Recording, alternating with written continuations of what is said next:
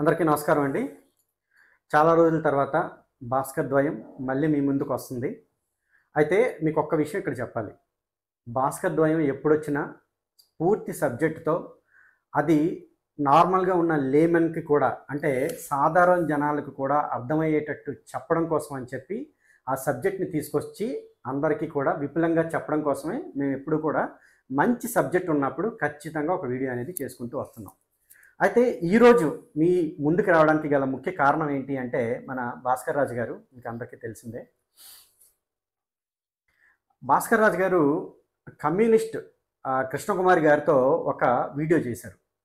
ఆ వీడియోలో చాలా మంచి విషయాలు అనేది ఆవిడ గారు మాట్లాడారు, అలానే మన భాస్కర్ రాజు గారు కూడా మాట్లాడారు. నేనైతే మాత్రం ఆ వీడియోని ఎలా చూస్తాను అంటే, ఈ మధ్య కాలంలో అంత మంచి సబ్జెక్ట్తో మన తెలుగులో ఒక వీడియో అయితే మాత్రం రాలేదు. చాలా బాగా అంటే అటువైపు ఆవిడ తాలూకు సబ్జెక్ట్ అనేది ఆవిడ బయటపెట్టింది. అలానే భాస్కర్ రాజు గారు కూడా ఆవిడ చేత చాలా విషయాలు బయట పెడుతూనే చాలా స్మూత్గా చాలా అంటే అసలు కత్తితో కొయ్యకుండా ఎలా అయితే ఆవిడ చేత చెప్పించాలో అనేది అంతా కూడా చెప్పిస్తూ చాలా బాగా ఆవిడ్ని హ్యాండిల్ చేశారు. అయితే ఇక్కడ నేను భాస్కర్ రాజు గారికి ఒక విషయాన్ని అడుగుదాం అనుకుంటున్నాను. భాస్కర్ రాజు గారు దాదాపుగా 1:37 ఉందండి ఆ వీడియో. దాంట్లో పూర్తిగా మీరు ఆవిడ్ని అడగాలనుకున్న ప్రశ్నలు కానీ లేకపోతే ఆవిడ నుంచి రావాలనుకున్న జవాబులు కానీ వచ్చేసాయని మీరు అనుకుంటున్నారా?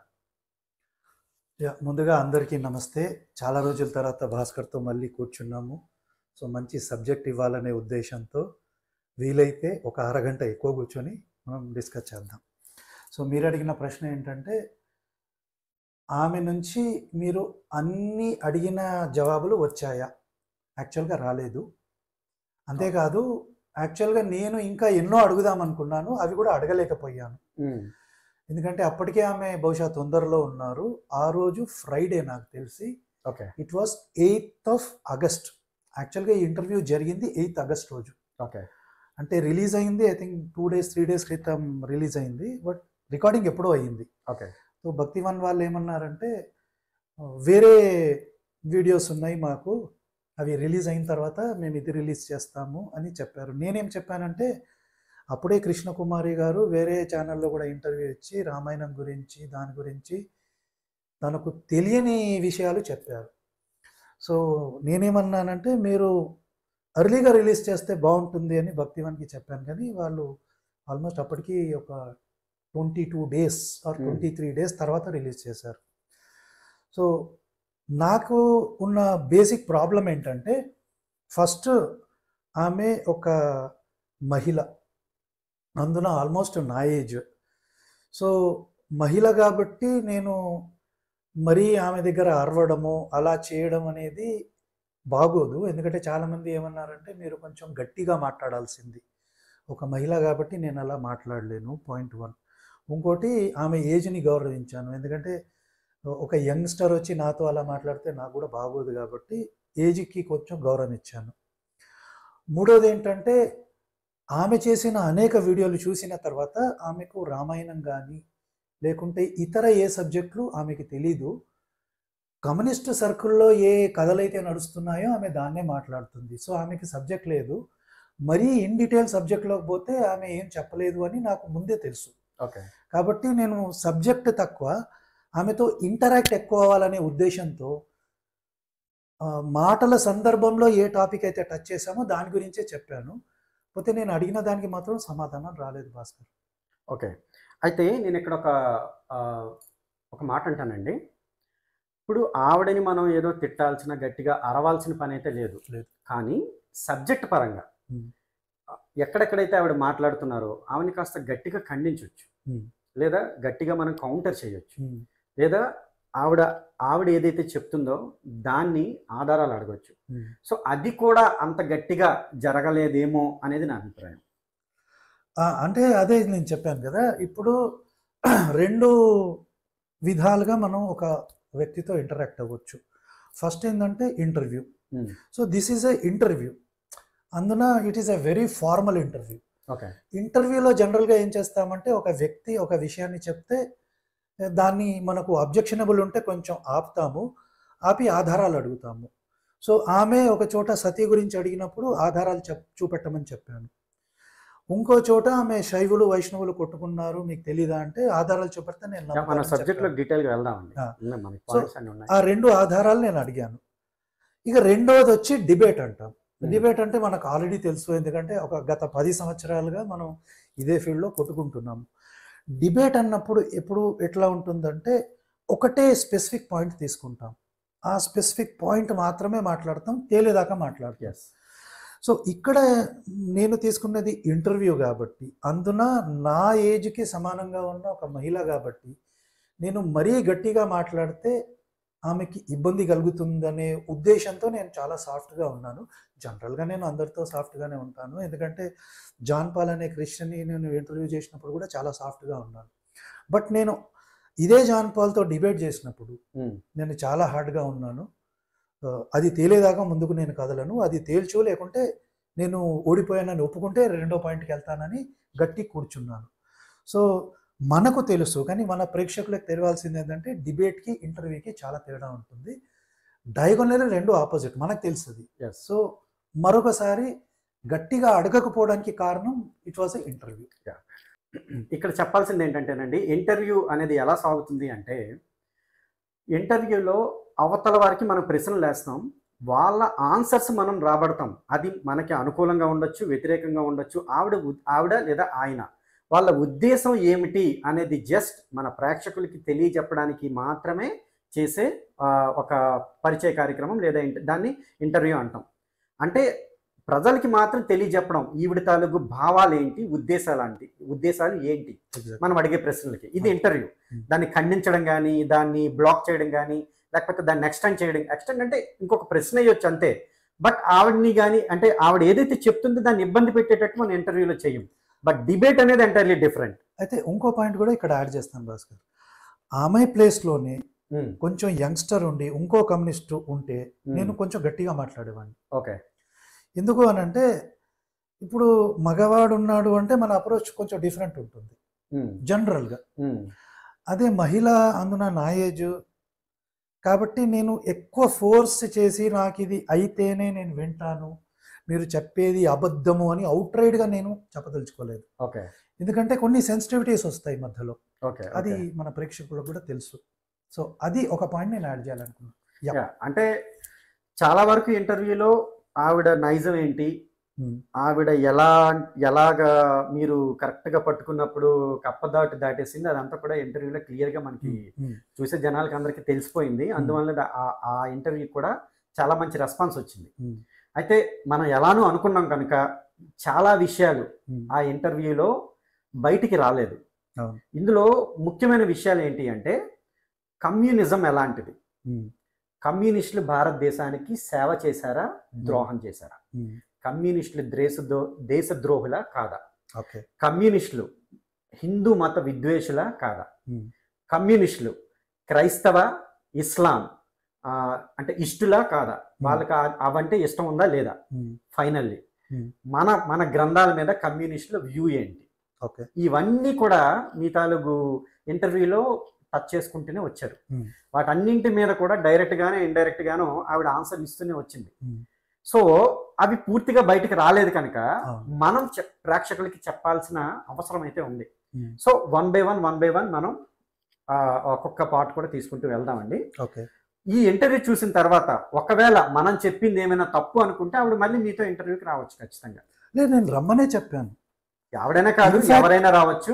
ఇన్ఫాక్ట్ ఆమె మళ్ళీ ఇంటర్వ్యూకి రావాలని నేను చాలా సాఫ్ట్ ఇంటర్వ్యూ ఇప్పుడు ఖచ్చితంగా, లేదా మనతో వస్తానన్నా కూడా రెడీయే. ఇప్పుడు కమ్యూనిజం గురించి నేను కొన్ని మాటలు నేను చెప్పబోతున్నాను, మీరు కూడా చెప్తారు. సో అవేవి ఆవిడ అసలు మీరు చెప్పిన ఒక చిన్న విషయంకే నేను ఒప్పుకోను, కమ్యూనిస్టులు అలా కాదు అంది. బహుశా ఇప్పుడు మనం బయట పెట్టే విషయాలు చూస్తే గుండెలు బాదుకుంటుందేమో నాకు తెలియదు మరి. బట్ నిజాలు నిజాలే, సబ్జెక్టే, చరిత్రే. ఆవిడ చెప్పినట్టు చరిత్ర ఎవరిని వదలదు, ఏది రికార్డ్ చేయకుండా వదలదు కనుక ఆ సబ్జెక్ట్ ని, ఆ చరిత్రని మనం ప్రజల ముందు ఇప్పుడు ఉంచుతున్నాం. సో ఇక్కడ ఏంటంటేనండి, దాదాపుగా ఒక 40 నిమిషాల వరకు ఆవిడ ఏం చేస్తున్నారు కృష్ణకుమార్ గారు అనే దాని గురించి ఇంటర్వ్యూ అంతా కూడా సాగింది. ఆవిడ ముఖ్యంగా చెప్పింది ఏంటి అంటే, ప్రజెంట్ ఆడవాళ్ళ హక్కుల గురించి, ట్రాన్స్జెండర్స్ తాలూకు హక్కుల గురించి ఆవిడ ఎక్కువగా పోరాటం చేస్తున్నాను అంటూ ఏదో ఆవిడ తాలూకు అంతా స్టోరీ అంతా చెప్పుకుంటూ వెళ్ళారు. అయితే ఆవిడ మాటల్లో సమానత్వం గురించి కూడా అక్కడక్కడ వస్తుంది, కానీ కొంచెం ఆడవాళ్ళ గురించి కూడా వస్తుంది. అయితే మనం పాతప్పటి నుంచి వింటూ వస్తున్న స్టోరీలే, మగవాళ్ళు ఆడవాళ్ళకి పెట్టే బాధలు ఇదంతా మనకు తెలుసు. కానీ నాకు ఇక్కడ ఇంకొక పాయింట్ ఏంటంటే, మరి ఈ మధ్య కాలంలో లేటెస్ట్ ట్రెండ్ ఏంటి అంటే, ఇదే ఆడవాళ్ళు భర్తలని తమ ప్రియుల కోసం చంపేస్తున్నారు. మరి ఇప్పుడు ఆవిడ ఎవరిని సపోర్ట్ చేస్తారు? అంటే ఆమె ఒక మంచి మాటనైతే చెప్పింది. ఎందుకంటే అస్సాంలో ఒక ఇన్సిడెంట్ జరిగింది. ఆ అమ్మాయి పెళ్లి చేసుకొని అస్సాం కాదు, సిక్కింకి వెళ్ళారు వాళ్ళు హనీమూన్కి. సిక్కిం, కరెక్ట్. సిక్కింకి వెళ్తే అక్కడ హనీమూన్ దగ్గర ఆమె ఓల్డ్ బాయ్ ఫ్రెండ్ తో చంపేసింది. తర్వాత ఆమె కూడా కనపడలేదు. అదే ఆమె ఒప్పుకొని ఏం చెప్పింది అంటే, ఎవరికి అన్యాయం జరిగినా నేను సపోర్ట్ చేస్తానని చెప్పింది. అయితే ఆమె చెప్పిన ఇంటర్వ్యూలోనే ఒక పాయింట్ మీరు గమనిస్తే, నేను లవ్ జిహాద్ గురించి మాట్లాడాను. లవ్ జిహాద్ గురించి మాట్లాడి నా ఫోన్లోనే ఒక 2000 పేర్లు ఉన్నాయి. అవి చెప్పాలంటే నాకు ఒక హాఫ్ అన్ అవర్ అన్నాను. హాఫ్ అన్ అవర్ యాక్చువల్గా సరిపోదు, ఒక 2 గంటలు పడుతుంది. నేను లవ్ జిహాద్ గురించి కూడా మీరు ఫైట్ చేస్తారంటే, నేను ఫైట్ చేస్తానన్న వ్యక్తి లవ్ జిహాద్ గురించి మాట్లాడకుండా డేరా బాబా దగ్గరికి వెళ్ళిపోయింది వెంటనే. సరే, ఇప్పుడు చెంగూరు బాబా చెడ్డవాడు, ఆయనను అరెస్ట్ చేయాలని చెప్పింది, కానీ డేరా బాబా గురించే 3-4 నిమిషాలు మాట్లాడింది. ఇక్కడ హిపోక్రసీ తెలుస్తుంది. ఎందుకంటే ఇప్పుడు లవ్ జిహాద్ గురించి నేను మాట్లాడినప్పుడు ఆమెకు తెలియదా ఇన్ని లవ్ జిహాద్లు జరుగుతున్నాయి? హిందూ అమ్మాయిలని ట్రాప్ చేసి పేర్లు మార్చుకొని, అంటే ముస్లిం కుర్రాళ్ళు హిందూ అబ్బాయిల పేర్లు పెట్టుకొని హిందూ అమ్మాయిలను ట్రాప్ చేసి, వాళ్ళు వినకుంటే వాళ్ళని చంపి ఫ్రిడ్జ్లో పెడుతున్నారు, సూట్ కేసులలో పెడుతున్నారు, బలవంతంగా మతం మారుస్తున్నారు. దాని గురించి ఒక 2-3 మినిట్స్ మాట్లాడితే బాగుండేదిగా. ఇక్కడ నాకు ఇదే డౌట్ వస్తుందండి. ఇప్పుడు వీళ్ళంతా మేధావులని ముసుగేసుకున్న వాళ్ళంతా, ముఖ్యంగా ఈ కమ్యూనిస్టులు, ఈ సూడో సెక్యులరిస్టులు చేసే పని హిందూ ఆడవాళ్ళు అయితే వదిలేస్తారు. అదే హిందువుల్లో దళితులు అయితే మళ్ళీ మాట్లాడతారు. అదే దళితుల మీద ముస్లింలు వాళ్ళు ఏదైనా అత్యాచారాలు కానీ ఏమైనా చేశారనుకోండి, అప్పుడు మాట్లాడరు. అంటే హిందువులు అయితే ఆడవాళ్ళు అయితే పట్టించుకోరా మీరు? వాళ్ళు అసలు ఆడవాళ్ళు కాదా? మీరు ఆ సమానత్వాలు అవి ఇవి అన్నీ మాట్లాడతారు. కానీ ఇప్పుడు లవ్ జిహాద్ గురించి ఆవిడ ఎందుకు మాట్లాడినంది? అక్కడ ఇస్లాం వాళ్ళు కదా చేస్తుంది, సో ఇవిడ మాట్లాడు. ఇప్పుడు వీళ్ళ కమ్యూనిజం అడ్డు. ఇస్లాం గురించి మాట్లాడినప్పుడు ట్రాన్స్జెండర్ వల్ల హక్కులు, అసలు ఇస్లాం ట్రాన్స్జెండర్ ఒప్పుకుంటుందా? ఒప్పుకోదు. దాని గురించి మాట్లాడలేదు మళ్ళీ. అవును.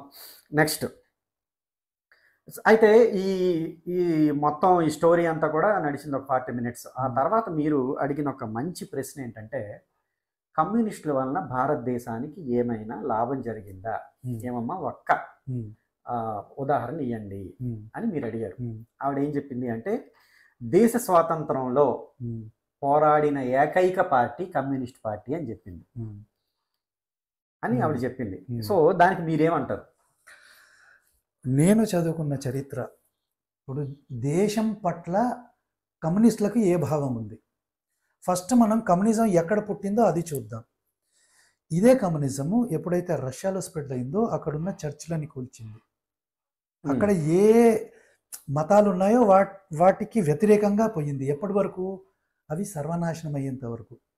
అప్పుడు వాళ్ళ చేతికి అధికారం వచ్చిన తర్వాత, అంటే ఎవరు అక్కడ? వీడున్నాడు, స్టాలిన్ ఉన్నాడు. అప్పుడు స్టాలిన్ ఎన్ని అత్యాచారాలు చేశాడండి?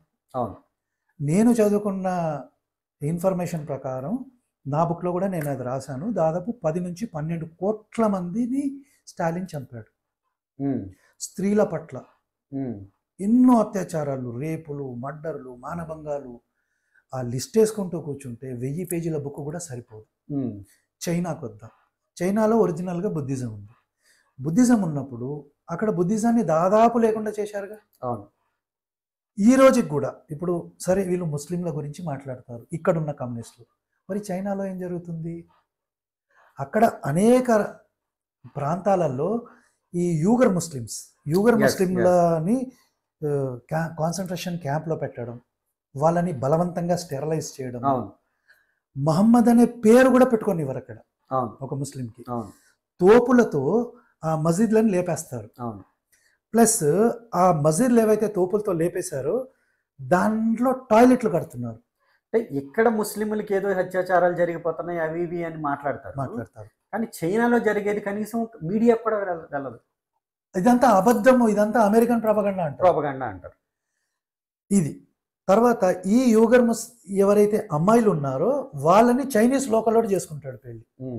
అంతేకాదు ఖురాన్ని కూడా టోటల్గా మార్చేసి అల్లా బదులుగా ఈ జింగ్పింగ్ పేరు ఏదో పెట్టినట్టు నేను విన్నాను, నాకు తెలీదు. ఓకే, అంటే చైనీస్ కమ్యూనిస్ట్ పార్టీ ఖురాన్ని కూడా మార్చేస్తే ప్రాబ్లం లేదు, కానీ ఇక్కడ భారతదేశంలో హిందువులు ముస్లింలని లించింగ్ చేస్తున్నారని మాత్రం వీళ్ళు మాట్లాడతారు. సరే, ఇక భారతదేశానికి ఏం చేశారు అన్నారు. నేను ఒక ఎగ్జాంపుల్ ఆల్రెడీ ఇచ్చాను. ఎవరు గౌతమ్ అధికారి అనే ఒక కమ్యూనిస్టు ఆ కాలంలో బుక్ రాశాడు. బుక్ రాసి భారతదేశం అంటే ఒక దేశం కాదు, అంటే ఒక దేశం అని కాదు, ఇప్పుడు ఎలా ఉంటుంది, అశోకుడు ఉన్నాడు. అశోకుడు ఏం చేశాడు, తను అధికారంలోకి వచ్చినప్పుడు తన అన్నలని అనేక మందిని చంపాడు అని అంటారు. అప్పటికీ అశోక ద గ్రేట్ అని వీళ్ళే అంటారు కమ్యూనిస్టులు. తర్వాత వాళ్ళని చంపిన తర్వాత అధికారం తన చేతికి వచ్చిన తర్వాత ఆల్మోస్ట్ ఆఫ్ఘనిస్తాన్ వరకు, ఈవెన్ ఇక్కడ సౌత్ ఇండియాలో ఒక చిన్న భాగం కేరళ, కొంచెం తమిళనాడు ప్రాంతం తప్పించి దాదాపు అంతా అశోకుడి చేతిలోనే ఉంది. సరే, వీళ్ళు నమ్మరు.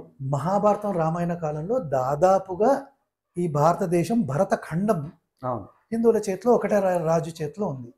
తర్వాత కాలంలో విడిపోయినప్పుడు చిన్న చిన్న రాజ్యాలు అయ్యాయి, అది ఓకే. కానీ కమ్యూనిస్టులు ఏమంటున్నారు, ఎప్పుడు కూడా భారతదేశం ఒకటిగా లేదు. మరి ఇది ఒకటిగా ఎందుకు లేదండి, అశోక్ టైంలో ఉందిగా. ఇక్కడ నేను ఒక చిన్న క్లారిటీ ఇద్దాం అనుకుంటున్నానండి. ఒకటిగా లేదంటే ఏంటి, ఒకటిగా లేదు, దేశంగా లేదు అని చెప్తారు. బ్రిటిషర్స్ వచ్చిన తర్వాత మాత్రమే అది దేశంగా అయ్యింది అని చెప్తారు. అసలు మీరు అన్నట్టు భరతఖండే భరతవర్షే అన్న మొక్క అసలు ఒకటిగా లేకపోతే ఎందుకు వచ్చింది అనేది ఒక పాయింట్. రెండవ పాయింట్ ఏంటి అంటే, మీ కొలబద్ద ఏంటి, విభజనకు కానీ కలిసి ఉండడానికి కానీ ఒక కొలబద్ద ఏంటి. ఈ రోజు కూడా మనం ఒక దేశం అంటున్నాం కానీ రాష్ట్రాలుగా విడిపోయింది, జిల్లాలుగా విడిపోయింది, పట్టణాలుగా విడిపోయింది. ఈ రోజు కూడా కొత్త కొత్త రాష్ట్రాలు వస్తున్నాయి. అంటే ఇటు ఒకటిగా మనం ఎక్కడున్నాం, మన పక్కన పోతే మరాఠీ ఉంది, ఇటు పక్కకు పోతే కన్నడ ఉంది, అటు పక్క పోతే తమిళనాడు ఉంది, ఆ కిందకి వెళ్ళామంటే కేరళ ఉంది, మలయాళం ఉంది, ఆ పక్క మా పైకి వెళ్ళామంటే ఒడియా, ఆ పక్కకి వెళ్తే బెంగాలీ, ఇంకా పైకి వెళ్తే అస్సామీ. సో కలిసి ఉందని మీరు ఎలా చెప్తున్నారు, ఏంటి అసలు కొలమానం ఏంటి? సో కల్చరల్ గా మనం ఒకటే అనేది అనుకుంటాం కదా, భావన. అది ఆ భావన అనేది హిందూ తాలూకు దేశానికి ముందు నుంచి ఉంది. రాజులు వేరుండొచ్చు, ఈరోజు ముఖ్యమంత్రులు వేరు కాదా, రాజులు వేరుండొచ్చు, కానీ ఆ భావన మేమంతా ఒకటే, మా అందరిది కూడా ధర్మం ఒకటే అనే భావన అనేది భారతదేశానికి ఉండేది. ఆ ద్వీప కల్పం, భరత ఖండం అంటాం మనం, అది ఉంది కనుక రాజులు వేరే వేరే అయితే అయ్యుండొచ్చు, బట్ ఆ కలిసి ఉంచే అది చాలా ఇంపార్టెంట్, ఆ భావన అనేది ఇంపార్టెంట్. ఇంకొక విషయం ఏంటంటే, బ్రిటిషర్స్ వచ్చిన తర్వాత కలిసి ఉందని వీళ్ళు చెప్తారు కదా, కాశీ కథ అని చెప్పి ఒక కథ ఉంది. 1800 times లో ఒక తమిళనాడు నుంచి మన తెలుగు ఆయన కాశీ ప్రయాణం చేసేది. వెళ్ళేటప్పుడు ఎలా వెళ్ళాడు అంటే, నాగ్పూర్ ఆ పైనుంచి వెళ్ళాడు, వచ్చేటప్పుడు ఒరిస్సా, కలకటా ఒరిస్సా ఆ విధంగా తిరిగి ఆయన చెన్నై వెళ్ళాడు. దాంట్లో ఆయన ఒక రాజ్యం నుంచి ఇంకొక రాజ్యంకి వెళ్ళేటప్పుడు కరెన్సీ మార్పులు ఉండేవి. ఇక్కడ కరెన్సీ అక్కడికి వెళ్ళిన తర్వాత మార్పు చేసుకోవాలి, అక్కడ కరెన్సీ మళ్ళీ వేరే దగ్గరికి వెళ్ళేటప్పుడు మార్పు చేసుకోవాలి. మరి అంతా ఒకటి ఉండేటప్పుడు కరెన్సీ ఎందుకు వేరుంది? అది మొన్నే కదా, ఆల్మోస్ట్ 1800 లాస్ట్ లో అనమాట, 1900 కొంచెం ముందు కాశీ కదా. ఆ బుక్ చదివితే మనకు క్లియర్ గా తెలుస్తుంది. మరి ఇన్ని కరెన్సీలు ఎలా ఉన్నాయి? సో బ్రిటిషర్స్ వచ్చిన తర్వాత ఏ విధంగా మీరు చెప్పగలరు అంత కలిసి ఉందని? ఇంకో పాయింట్ చెప్తాను. బ్రిటిష్ ఇండియా వచ్చి స్థాపించింది ఏంది, ఈస్ట్ ఇండియా కంపెనీ. ఇండియా ఒకటి కాకుండా ఈస్ట్ ఇండియా కంపెనీ అనే పేరు ఎందుకు వస్తుంది? అవును, సరే, ఇంకో ఎగ్జాంపుల్ ఇస్తాను. మీరు చెప్పింది, ఔరంగజేబు కాశీలో ఉన్న గుడిని కూల్చినప్పుడు అప్పుడు శివాజీ మహారాజ్ ఉన్నారు. వాళ్ళ తల్లి శివాజీతో అన్న మాట ఒకటి ఉంది, ఎప్పుడైతే నువ్వు ఆ గుడి కట్టి వస్తావో అప్పుడే నువ్వు నిజమైన వీరుడు అని నేను ఒప్పుకుంటానని. మహారాష్ట్రలో ఉన్న ఆమె కాశీ గురించి ఎందుకు బాధపడింది? అవును, అంతే. అదే కాదు, కాశీలో ఎన్నో ఏమంటారు ఇవి శిలాఫలకాలు, తెలుగు శిలాఫలకాలు కూడా కాశీలో దొరికాయి. మరి అంటే భారతదేశం ఒకటిగా లేకపోతే ఇక్కడున్న రాజులు కాశీకి ఎందుకు డొనేషన్ ఇచ్చారు? అవును. మా రాజ్యం శిలాఫలకాలు కదా, ఎందుకు రాయించారు? మాకేం సంబంధం అనొచ్చు కదా, అనొచ్చు కదా. అనొచ్చు కదా. మా దగ్గర లేవా శివుని తలుపు గుళ్ళు? గుళ్ళు మేము ఎక్కడికి కట్టుకుంటాం, ఇక్కడే ఉంటాం అనొచ్చు కదా. అనొచ్చు. దాని పవిత్రత తెలుసు, దాని ప్రాశస్త్యం తెలుసు, తెలుసు. అక్కడ ఉండే పవర్ తెలుసు. అందుకని అక్కడికి వెళ్ళే వాళ్ళు వెళ్ళేటప్పుడు కూడా అక్కడ రాజులు అడ్డగించేవారు కాదు.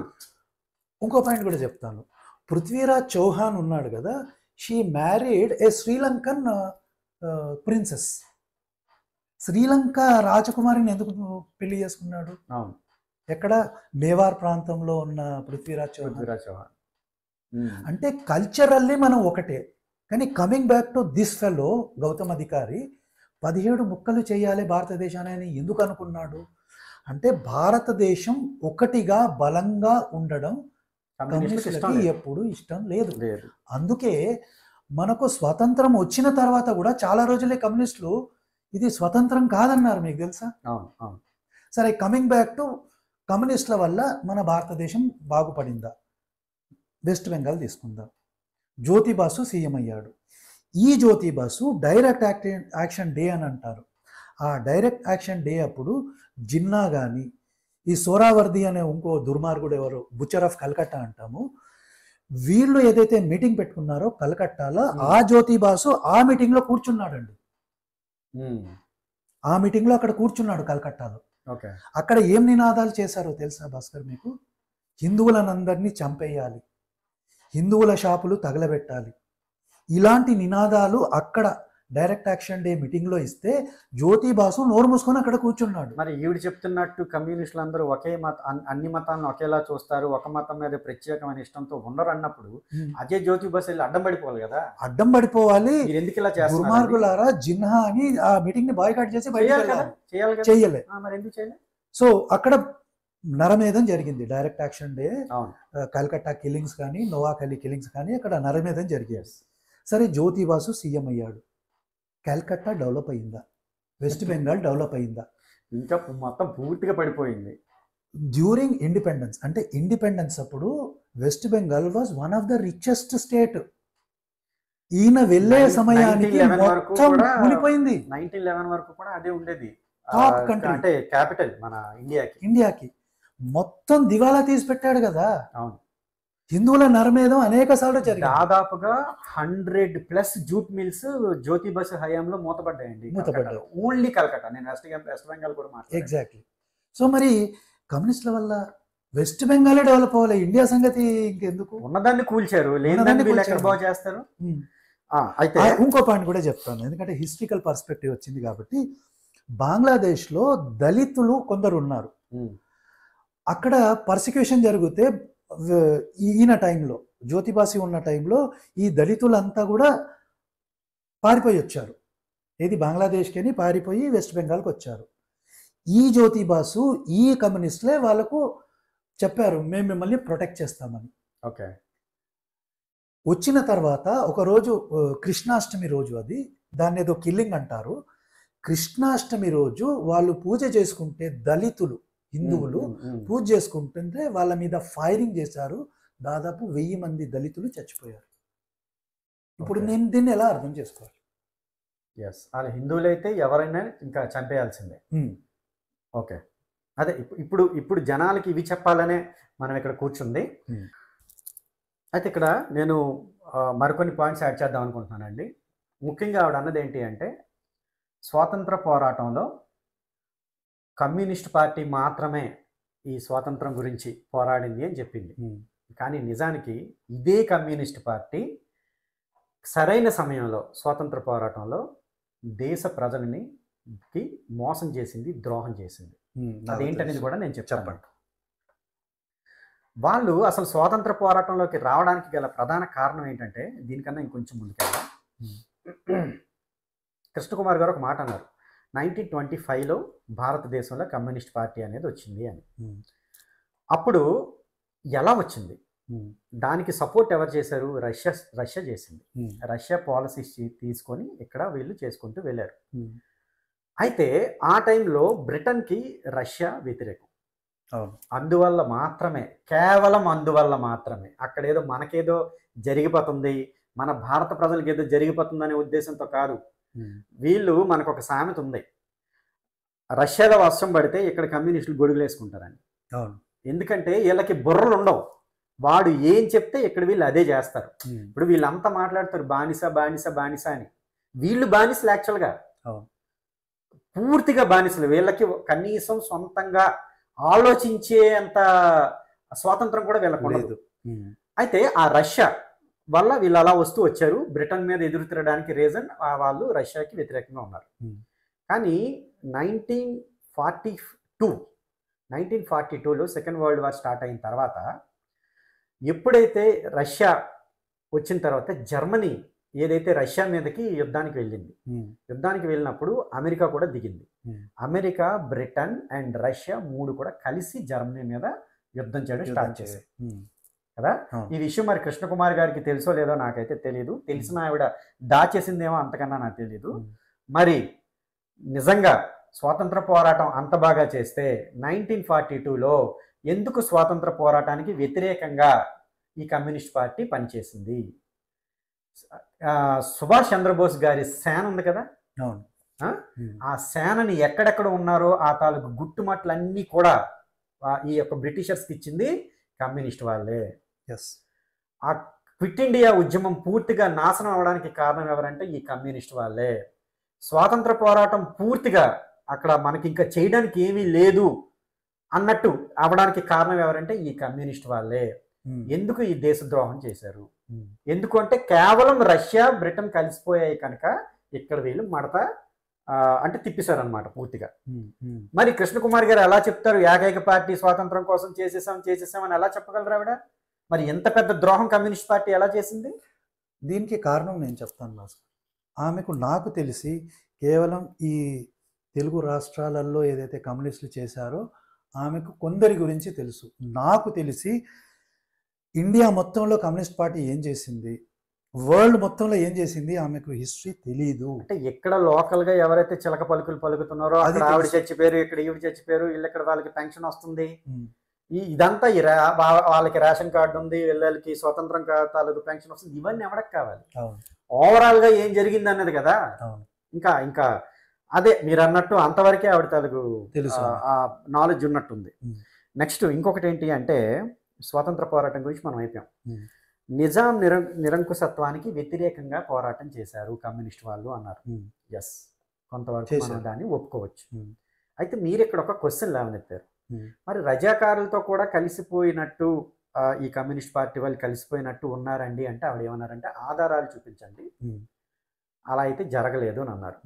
దానికి మనం చరిత్రలో కానీ చూస్తే సేమ్ ఇక్కడ నుంచి ఇందాక చెప్పిన రీజన్ ఇక్కడ కూడా వస్తుంది.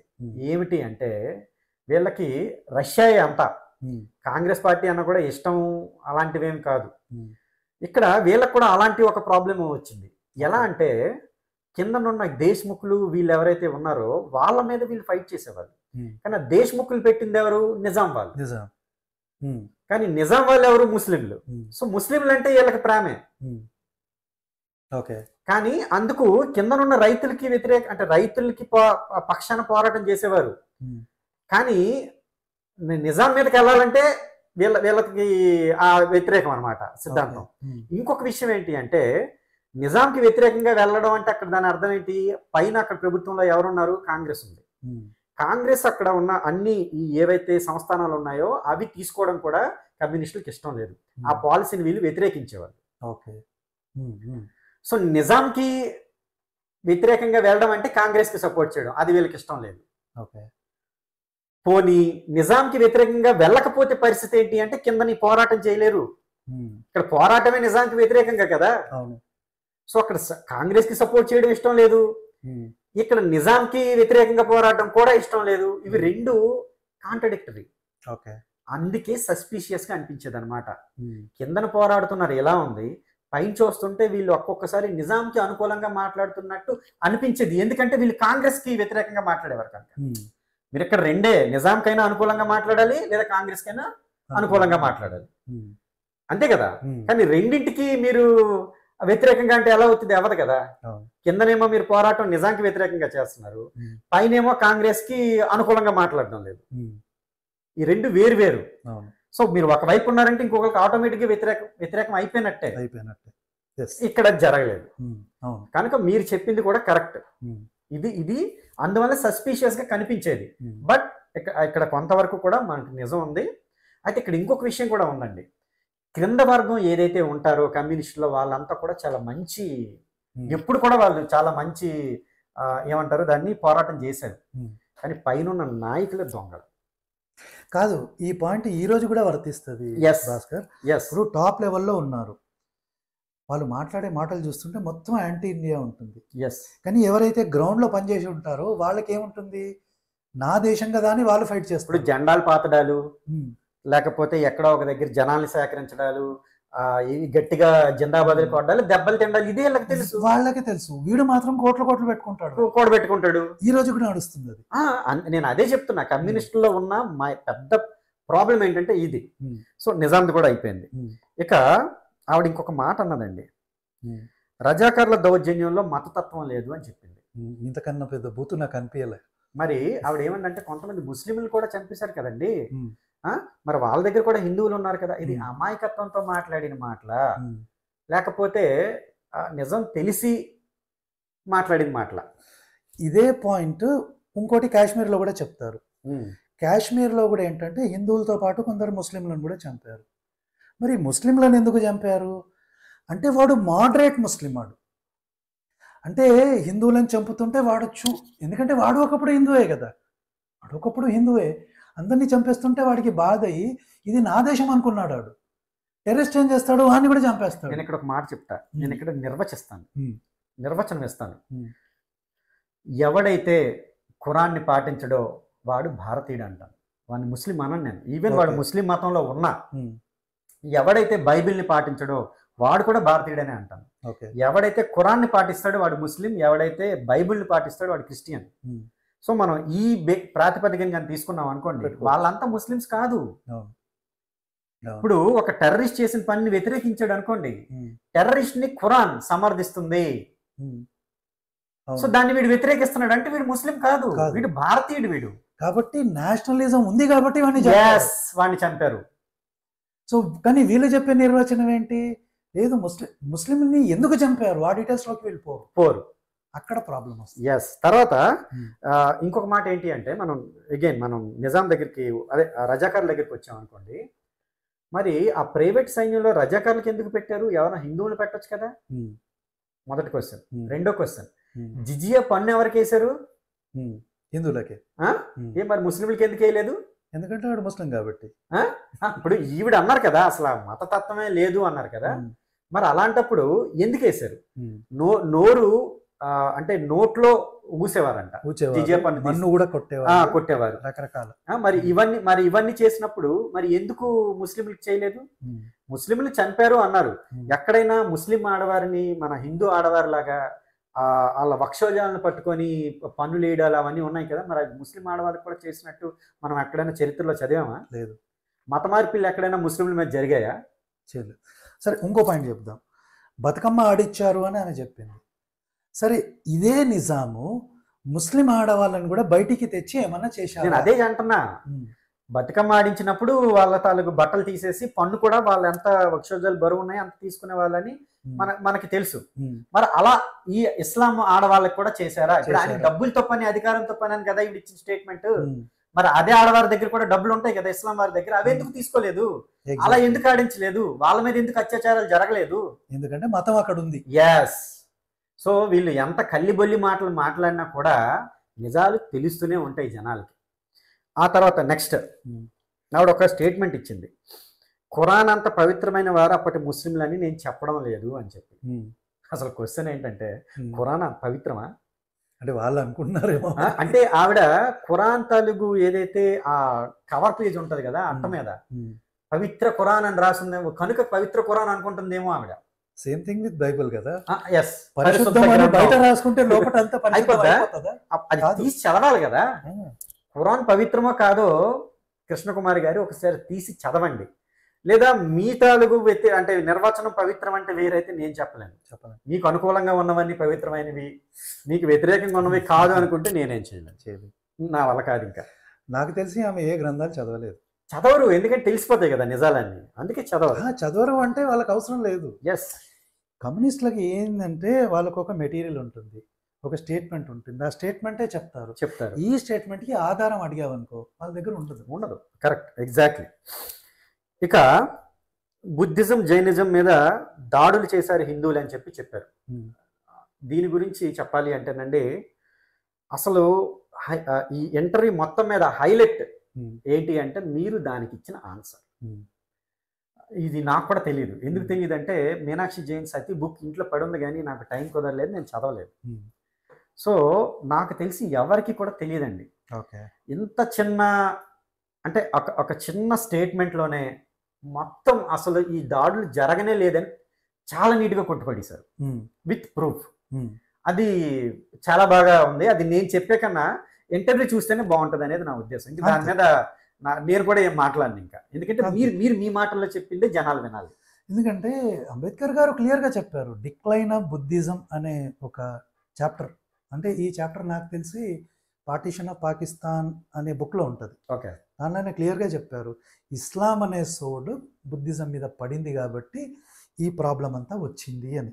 ఓకే, కావాలంటే నేను చూస్తాను ఎగ్జాక్ట్లీ అంబేద్కర్ గారు ఏం చెప్పారు, ఆ మాట కూడా వినిపిస్తాను భాస్కర్. మనం ముందుకు వెళ్ళిపోదాం. ఇంకొక స్టేట్మెంట్ ఆవిడ ఇచ్చింది ఏంటంటే, ఒక మతం గొప్పది అని చెప్పడం కానీ ఇంకొకటి కాదు అని చెప్పడం కానీ కమ్యూనిస్టులకు చేయాల్సిన అవసరం లేదు, ఇది నేను ఒప్పుకోను అని ఆవిడ ఒక స్టేట్మెంట్ ఇచ్చింది. అయితే దీనికి స్వాతంత్రం వచ్చిన తర్వాత మీరు ఇక్కడ చాలా ఇంపార్టెంట్ విషయం ఉంది. ఇక్కడ 1969లో ఇందిరాగాంధీ తన తాలూకు ఈ ఏదైతే కాంగ్రెస్ పార్టీ ఉందో అది రెండుగా డివైడ్ అయిపోయింది. ఇదేమో కాంగ్రెస్ అయిపోయింది, అది కాంగ్రెస్ అని అయింది.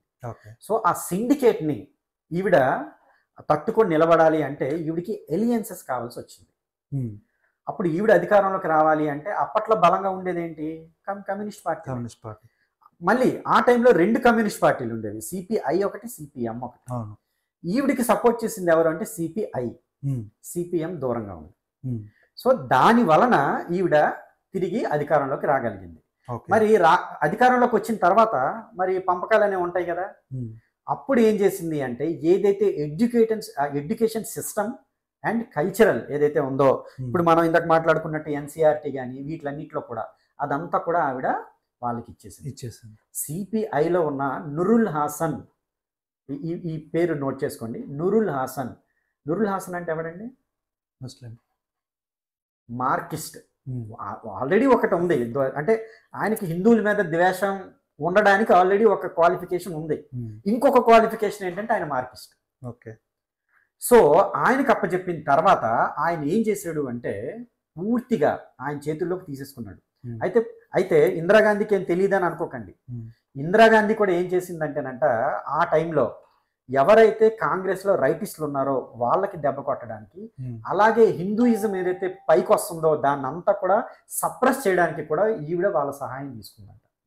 సో అప్పుడు వాళ్ళు ఏం చేశారు అంటే హిందూ మతం మీద ఏదైతే మంచి ఉందో అదంతా కూడా చరిత్రలో కప్పబెట్టి, ఏదైతే ఇస్లాం చేసిన దాడులు కానీ లేకపోతే మత హింస కానీ ఈ మత మార్పిలు కానీ వీటన్నింటికి కూడా వాళ్ళు సెక్యులర్ అంటే అన్ని కూడా ఒకటే ఉండాలనే ఒక అందమైన పేరు పెట్టి ఈరోజు అంటే మొఘల్స్ అంతా చాలా మంచోళ్ళు, వాళ్ళు కేవలం దొంగతనం చేయడానికి వచ్చారు, ఈ మత మార్పిళ్ళ కోసం వాటి కోసం రాలేదు, ఇలాంటి ఇప్పుడు మనం ఆర్య ద్రవిడ సంస్కృతి ఇదంతటికీ నాంది పలికింది ఎవరు అంటే ఇందిరాగాంధీ ప్రభుత్వ హయాంలో చేసిన కమ్యూనిస్ట్ ప్రభుత్వం.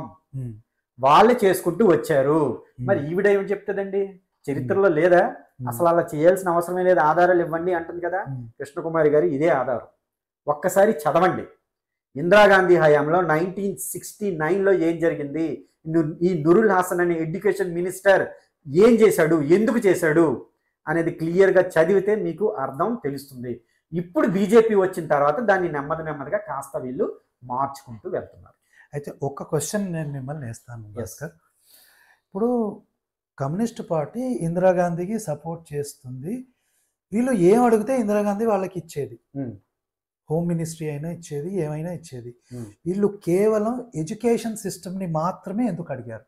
ఎందుకు అంటే ఆ కాలంలో ఇంటలెక్చువల్ అనే ఒక పేరు వీళ్ళకి ఉండేది.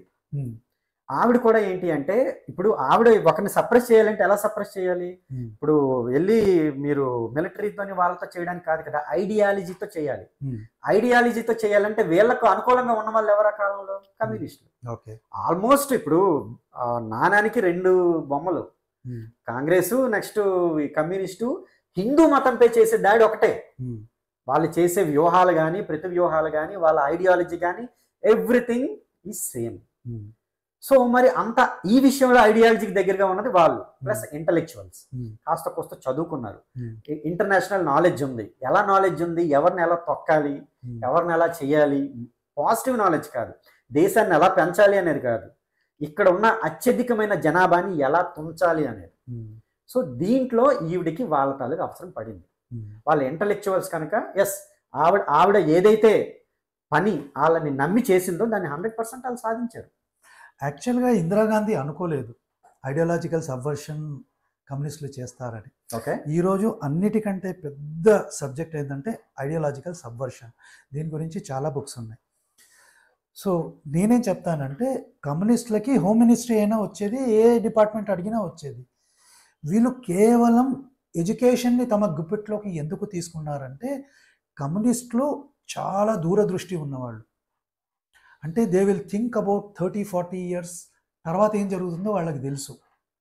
అంటే ఇంటలెక్చువల్స్, కానీ అది సరైన దారిలో ఉన్న ఇంటెలెక్ట్ కాదు, పర్వర్టెడ్ ఇంటెలిజెన్స్. సో వీళ్ళు ఏం చేస్తారంటే, ఒక 3-4 తరాలని వాళ్ళ ఐడియాలజీని గనక పెంచి పోషిస్తే, ఇప్పుడు వీరు ఎవరైతే పెద్దగా అవుతారో ఆ 40 ఇయర్స్ తర్వాత అప్పుడు టోటల్ అధికారం వాళ్ళ చేతిలోకి వస్తుంది. అంత ముందు చూపుతో ఆలోచించారు కాబట్టి వాళ్ళు వేరే ఏ మినిస్ట్రీని తీసుకోలేదు, కేవలం దే ఆప్టెడ్ ఫర్ ఎడ్యుకేషన్. దీనికి ఒక ఎగ్జాంపుల్ ఇస్తాను. నాకు తెలిసి 1960లో 70లో ఇరాన్ ఇరాక్ ఎలా ఉందో మీకు తెలుసా? మన దేశం ఎలా ఉందో అలా ఉండింది. తర్వాత కాలంలో ఏమైంది అంటే, మెల్లమెల్లగా ఎడ్యుకేషనల్ ఇన్స్టిట్యూషన్లో ఈ జిహాదీ ఇవన్నీ మొదలయ్యాయి అన్నమాట. బుర్కాలు వేసుకోండి, అంతకుముందు లిబరల్. సో ఇలా ఉండి ఏమైందంటే, ఒక 2-3 జనరేషన్ల బుర్రలు పాటు చేసేసారు వీళ్ళు. తర్వాత ఏమైంది, టోటల్ ఇస్లామిక్ కంట్రీ అయిపోయింది. ఈ కమ్యూనిస్టులు అది ఏం చేశారు, అన్ఫార్చునేట్లీ ఏమైంది అంటే 1914లో కానీ బీజేపీ ప్రభుత్వం వచ్చింది. సో వాళ్ళ ఐడియాలజీకి బ్రేక్ పడింది. అంతకు ముందు కూడా ఏం జరిగింది అంటే, అనేక సార్లు మన ఇండియాలో ఉండే హిస్టోరియన్లను వీళ్ళు ఫైట్ బ్యాక్ చేస్తూనే ఉన్నారు. ఓకే. ఫైట్ బ్యాక్ ఎలా చేశారో ఒక ఎగ్జాంపుల్ ఇస్తాను. రోమిలా థాపర్ ఏం చేసింది అంటే, ఔరంగజేబ్ అనేవాడు గుళ్ళకి డొనేషన్లు ఇచ్చాడు, గ్రాంట్స్ ఇచ్చాడు. దీంట్లో కొంచెం నిజమున్న ఔరంగజేబు వాడికున్న ప్లాన్లు, ఈక్వేషన్లు వాడికి ఉన్నాయి. పోతే గుడిని డెవలప్ చేయడానికి ఇవ్వలే, వాడి ప్లాన్ వేరుంది. కానీ వీళ్ళు ఏం చేశారంటే దాన్ని మాత్రం హైలైట్ చేశారు. ఏమన్నంటే, ఔరంగజేబు ఒక రాజుగా ఉన్నాడు కానీ వాడిని ఒక ఇస్లామిస్ట్గా, ఒక జిహాదీగా మీరు చూడకండి అంటారు. నెక్స్ట్ వద్దాం, బుద్ధిస్ట్ గుళ్ళని కూల్చారు, ఇవన్నీ ఆమె చెప్పింది. ఆధారం అడిగాను, ఆధారం ఏం లేదు. రోమిలా థాపర్ అని ఆమెనే పేరు చెప్పింది. రోమిలా థాపర్ రాసింది ఇలా బుద్ధిస్టు స్తూపాలని కూల్చారు, చైత్యాలు అంటారు వాటిని, ఆ చైత్యాలను కూల్చారు హిందువులు. పుష్యమిత్ర శృంగుడు అనేక బుద్ధిస్టులను చంపాడు. దీనికి ఆధారం ఎక్కడా లేదు. ఆ టైంలో సీతారాం గోయల్ గారు ఉన్నారు కదా, ఆయన ఏం చేశాడంటే ఒక బుక్ రాసి రీసెర్చ్ చేసి రోమిలా థాపర్కి ఛాలెంజ్ చేశాడు. దీని మీద మనం డిబేట్కి కూర్చుందాం, 1-to-1 కూర్చుందాం, మనం ఎలా కూర్చున్నామో అలా కూర్చొని దీని మీద నిజాన్ని తేలుద్దాం. రోమిలా థాపర్ ఏం చేసి ఉంటుంది, ఆమె డిబేట్కి రావాలి, ఎందుకంటే ఆమె నిజాలు చెప్తుంది కాబట్టి. కరెక్ట్, ఆమె రాలే. ఎందుకు రాలేదు? ఇవన్నీ స్టోరీలు, దీనికి ఆధారం లేదు, అందుకే డిబేట్కి కబుర్లన్నీ అందులో చెప్పింది. సో మన హిందువులను కూడా అనండి నేను, ఎవరైతే హానెస్ట్గా హిస్టరీని చదివిన వాళ్ళు ఉన్నారో any point of time challenge చేస్తూనే ఉన్నారు. ఈవెన్ ఈ రోజు కూడా టిప్పు సుల్తాన్ చాలా గొప్పోడు అంటే విక్రమ్ సంపత్ అనే ఒక ఆయన వచ్చి టిప్పు సుల్తాన్ ఏందో బయట పెట్టాడు. అవును, వీళ్ళు బుక్ కూడా వచ్చింది. అవును. సావర్కర్ని కాంగ్రెస్ పార్టీ కానీ కమ్యూనిస్ట్ పార్టీ కానీ హిందుత్వవాది, హిందూ టెర్రరిస్ట్ అని అనేక పేర్లు పెడితే ఈయన ఒక బుక్ రాస్తే అదంతా బట్టబయలైంది. బాబర్ చాలా గొప్పోడు అంటే ఒక ఎక్స్ ముస్లిమే దీని మీద బుక్ రాశాడు. బాబర్ కింగ్ మేకర్ అని, చెస్ బోర్డ్ మేకర్ అని ఒక బుక్ వచ్చింది. అభాస్ అని ఒక ఆయన ఉన్నాడు. ఓకే. సో వీళ్ళ కుట్రని ఎప్పటికో బట్టబయలు చేస్తూనే ఉన్నారు, హానెస్ట్గా ఉండేవాళ్ళు. సో వీళ్ళ ప్లాన్లో సక్సెస్ అవ్వట్లా. సో ఎన్సీఆర్టీ బుక్లో ఎంత విషయం నింపారో మనకు చెప్పాల్సిన అవసరం లేదు.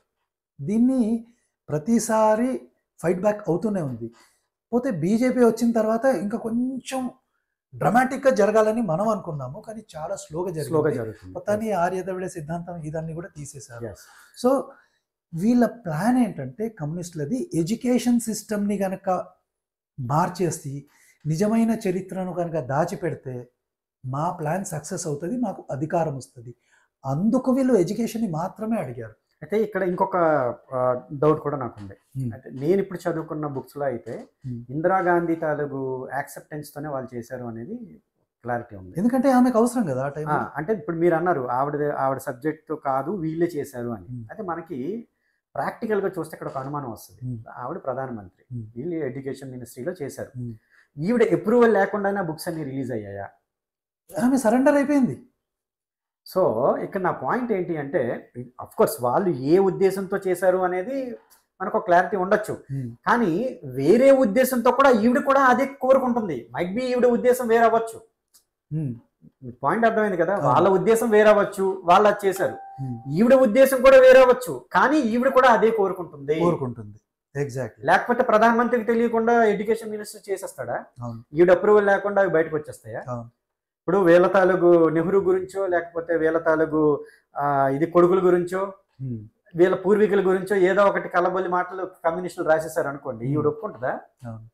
ఒప్పుకోదు కదా, తీసి పక్కన పడేస్తుంది కదా. సో కాంగ్రెస్ పార్టీ తాలూకు యాక్సెప్టెన్స్ లేకుండా కమ్యూనిస్టులు ఆ బుక్స్ రిలీజ్ చేయలేరు. పోతే వీళ్ళు ఏమంటారంటే ఇప్పుడు బయట నుంచి దాడి చేసే వాళ్ళకి మతం అనే పిచ్చి లేదు అంటారు. అంబేద్కర్ని నేను కోట్ చేస్తున్నా. Muhammad of Ghazni also looked upon his numerous invasion of India as waging of a holy war. ఇది అంబేద్కర్ రాస్తున్నాడు, నేను రాయలా. ఈయన ఏమంటాడు, ఒక హిస్టారియన్ని కోట్ చేస్తున్నాడు. అల్ ఉద్బి అనే హిస్టారియన్ని కోట్ చేసి అంబేద్కర్ గారు రాస్తున్న మాట ఇది. He demolished idol temples and established Islam. He captured cities, killed the polluted wretches, destruction of idolaters, gratifying Muslims. ఇదంతా అంబేద్కర్ రాస్తున్నాడు. ఇక్కడ మీరు ఈ మాట అన్నారు కనుక నేను ఇంకొక మొక్క కూడా చెప్పాలి. దళితులకి అంబేద్కరిజం కాదు మార్కిజమే కరెక్ట్ అని చెప్పి రంగనాయకమ్మ ఒక బుక్ రాసింది. ఓకే. సో అందులో కమ్యూనిజాన్ని అసలు చీల్చి పారేశాడు అనమాట అంబేద్కర్.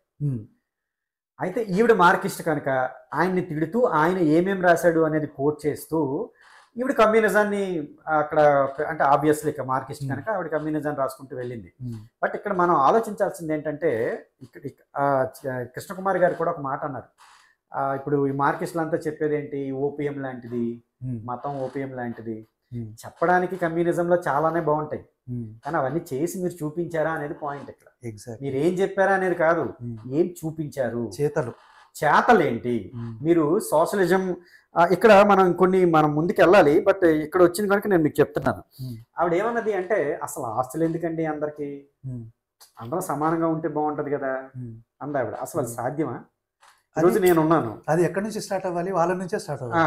ఈరోజు నేనున్నాను, ఆవిడ ఉంది, ఆవిడ నెలకి ₹1,00,00,000 సంపాదిస్తుంది అనుకోండి, నేను నెలకు ₹100 సంపాదిస్తున్నాను అనుకోండి. ఇప్పుడు ఆవిడ ఆస్తి తీసుకెళ్ళి పెట్టాలి, నా ఆస్తి తీసుకెళ్ళి పెట్టాలి, ఇద్దరికి సమాన హక్కులు ఉంటాయి. ఒప్పుకుంటుంది ఆవిడ? ఇప్పుడు రేపు పొద్దున్న ఏం చేస్తుంది, అప్పుడు ఆవిడ అంటది, అరే ఇద్దరిది తీసుకెళ్ళి పెట్టారనుకో నేనెందుకు కష్టపడాలి, నాకేం పని అని చెప్పి ఆవిడ ఊరుకుంటుంది. నాకు ఎలాగో వస్తుంది, నేను ముందు నుంచే పని చేయను, నేను ఊరుకుంటాను. ఒకవేళ సమాజంలో ఇదే అంటే మనం అప్లై చేస్తే, మీరు డాక్టరు, మీకు వస్తున్న ఆదాయం ఎంత, నాకు వచ్చే ఆదాయంతో అంత ఉంటుందా? లేదా ఎవరో ఒక కూలి పని చేసిన ఆయన ఉంటాడు, ఆయన ఆస్తి పట్టుకెళ్ళాలి, మీ ఆస్తి పట్టుకెళ్ళాలి, నా ఆస్తి పట్టుకెళ్ళాలి. ఇక్కడ లాభపడేది ఎవరు?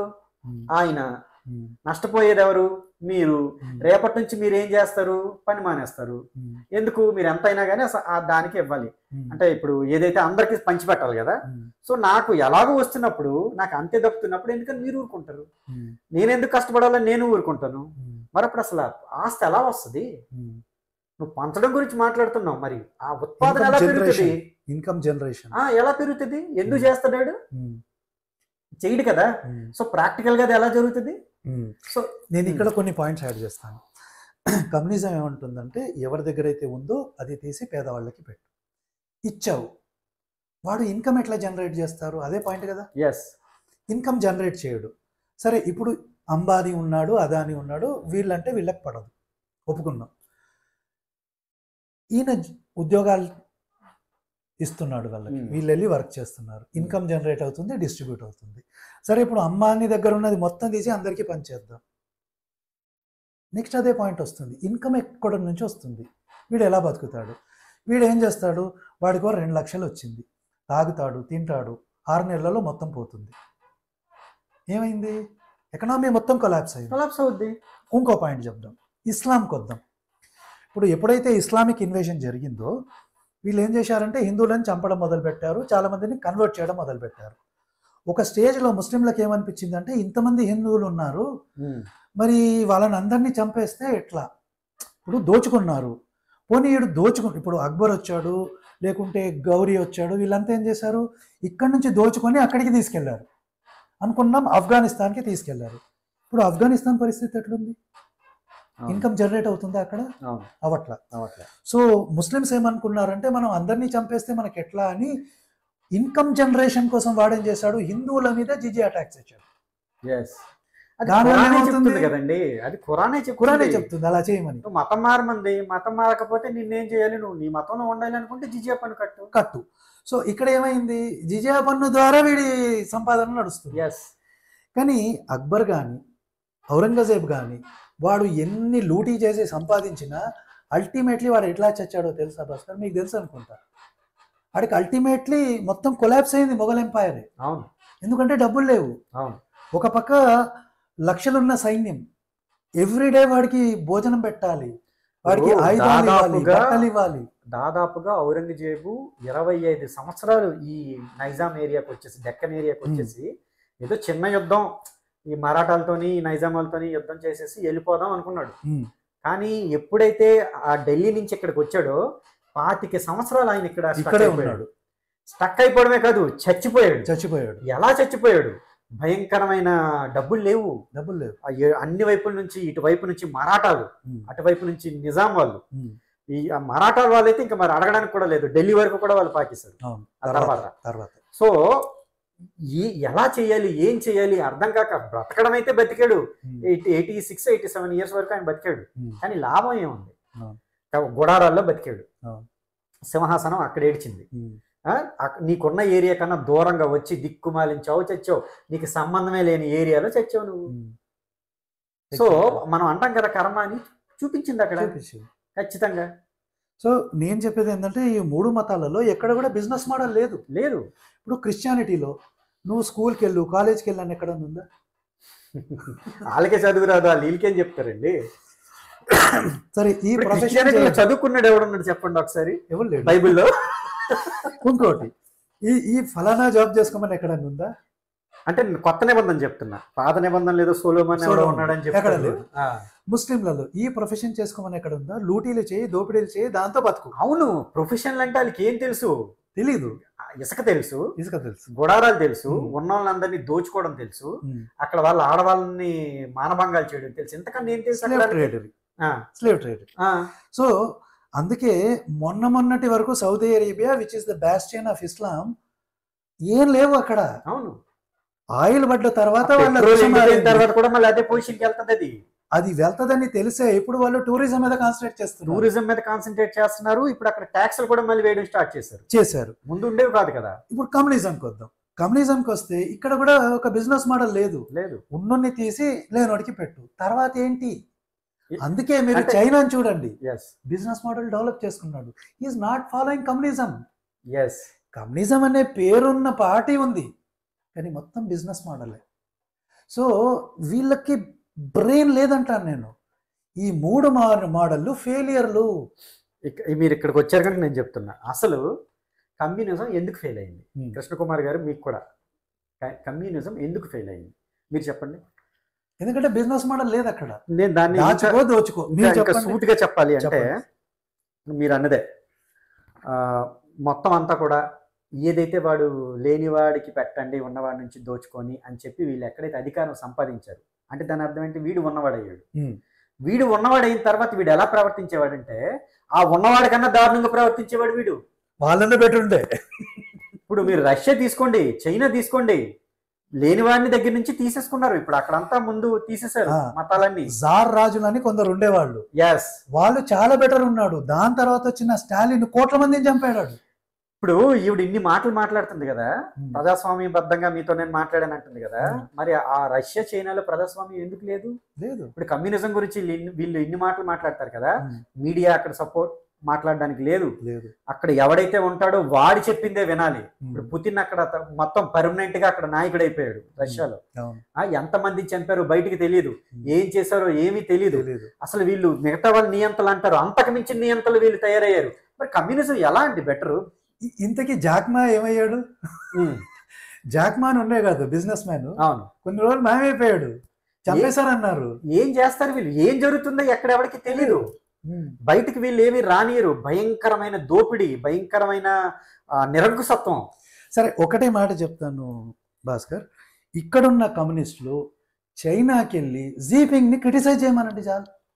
అసలు ఆ గొడుగులే అక్కడ ఎండ పడితే ఇక్కడేమో వీళ్ళు ఏం చేస్తారు అంటే బట్టలన్నీ విప్పేస్తారు. చలికాలం అయినా కానీ అక్కడ కాశ్మీర్ లో ఉన్నా అక్కడ వర్షం పడిందంటే ఇక్కడ గొడిగేసుకుంటాడు. ఏమనంటే నేను మేధావిని నీకు తెలియట్లేదు అంటాడు. సో అంత పిచ్చిలో ఉన్నప్పుడు వాడిని ఎందుకు వెళ్ళి చేస్తాడండి? ఇప్పుడు వీళ్ళు మాట్లాడతారు కదా రాజ్యాంగము, ఫ్రీడమ్ ఆఫ్ స్పీచ్, ఆడ మాట్లాడండి. కమ్యూనిస్టులు కదా వీళ్ళు ఎందుకు మాట్లాడతారంటే వీడికి స్క్రిప్ట్ ఇస్తాడు కనుక వీడు మాట్లాడతాడు. అదే మాట అక్కడ మాట్లాడు కదా, వేసేస్తాడు. ఈ స్క్రిప్ట్ లో అది లేదు కదా. స్క్రిప్ట్ లో నా దగ్గర మాట్లాడేది ఉండదు కదండి. వాడు ఇచ్చే స్క్రిప్ట్ లో వీళ్ళతో మాట్లాడని ఉంటది. వీళ్ళకి ఆలోచించే తెలివితేటలు కూడా లేవు. ఇప్పుడు కృష్ణకుమారి గారి తెలివి ఎంతో ముందు వస్తాయి మనకి. ఇప్పుడు మనం ఇంకా దీనికి వెళ్దాం, ఏంటంటే హిందూ మతం దగ్గరికి వెళ్దాం. మనుస్మృతి. ఇక్కడ ఆడవాళ్ళకి రక్షణ అవసరమని మనుస్మృతి చెప్తుంది కదా. ఆవిడ ఏమందంటే కాదు అంది.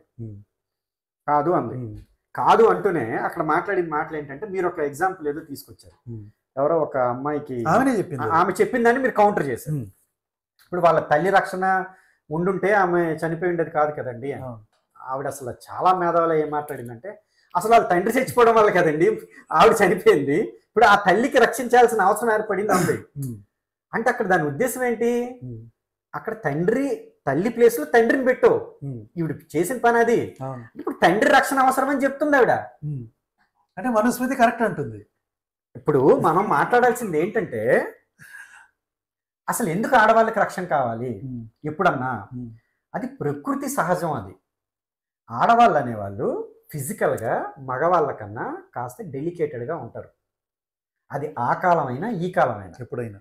అయితే కొన్ని కండిషన్స్ ఉన్నాయి.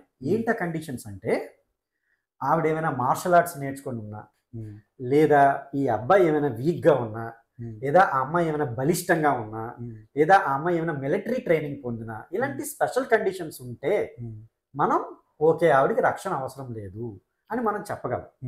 బట్ సహజమైన కండిషన్స్లో, జనరల్ సినారియోలో ఎక్కడన్నా కానీ ఫిజికల్గా మగవాళ్ళ కన్నా ఆడవాళ్ళు బలహీనంగా ఉంటారు.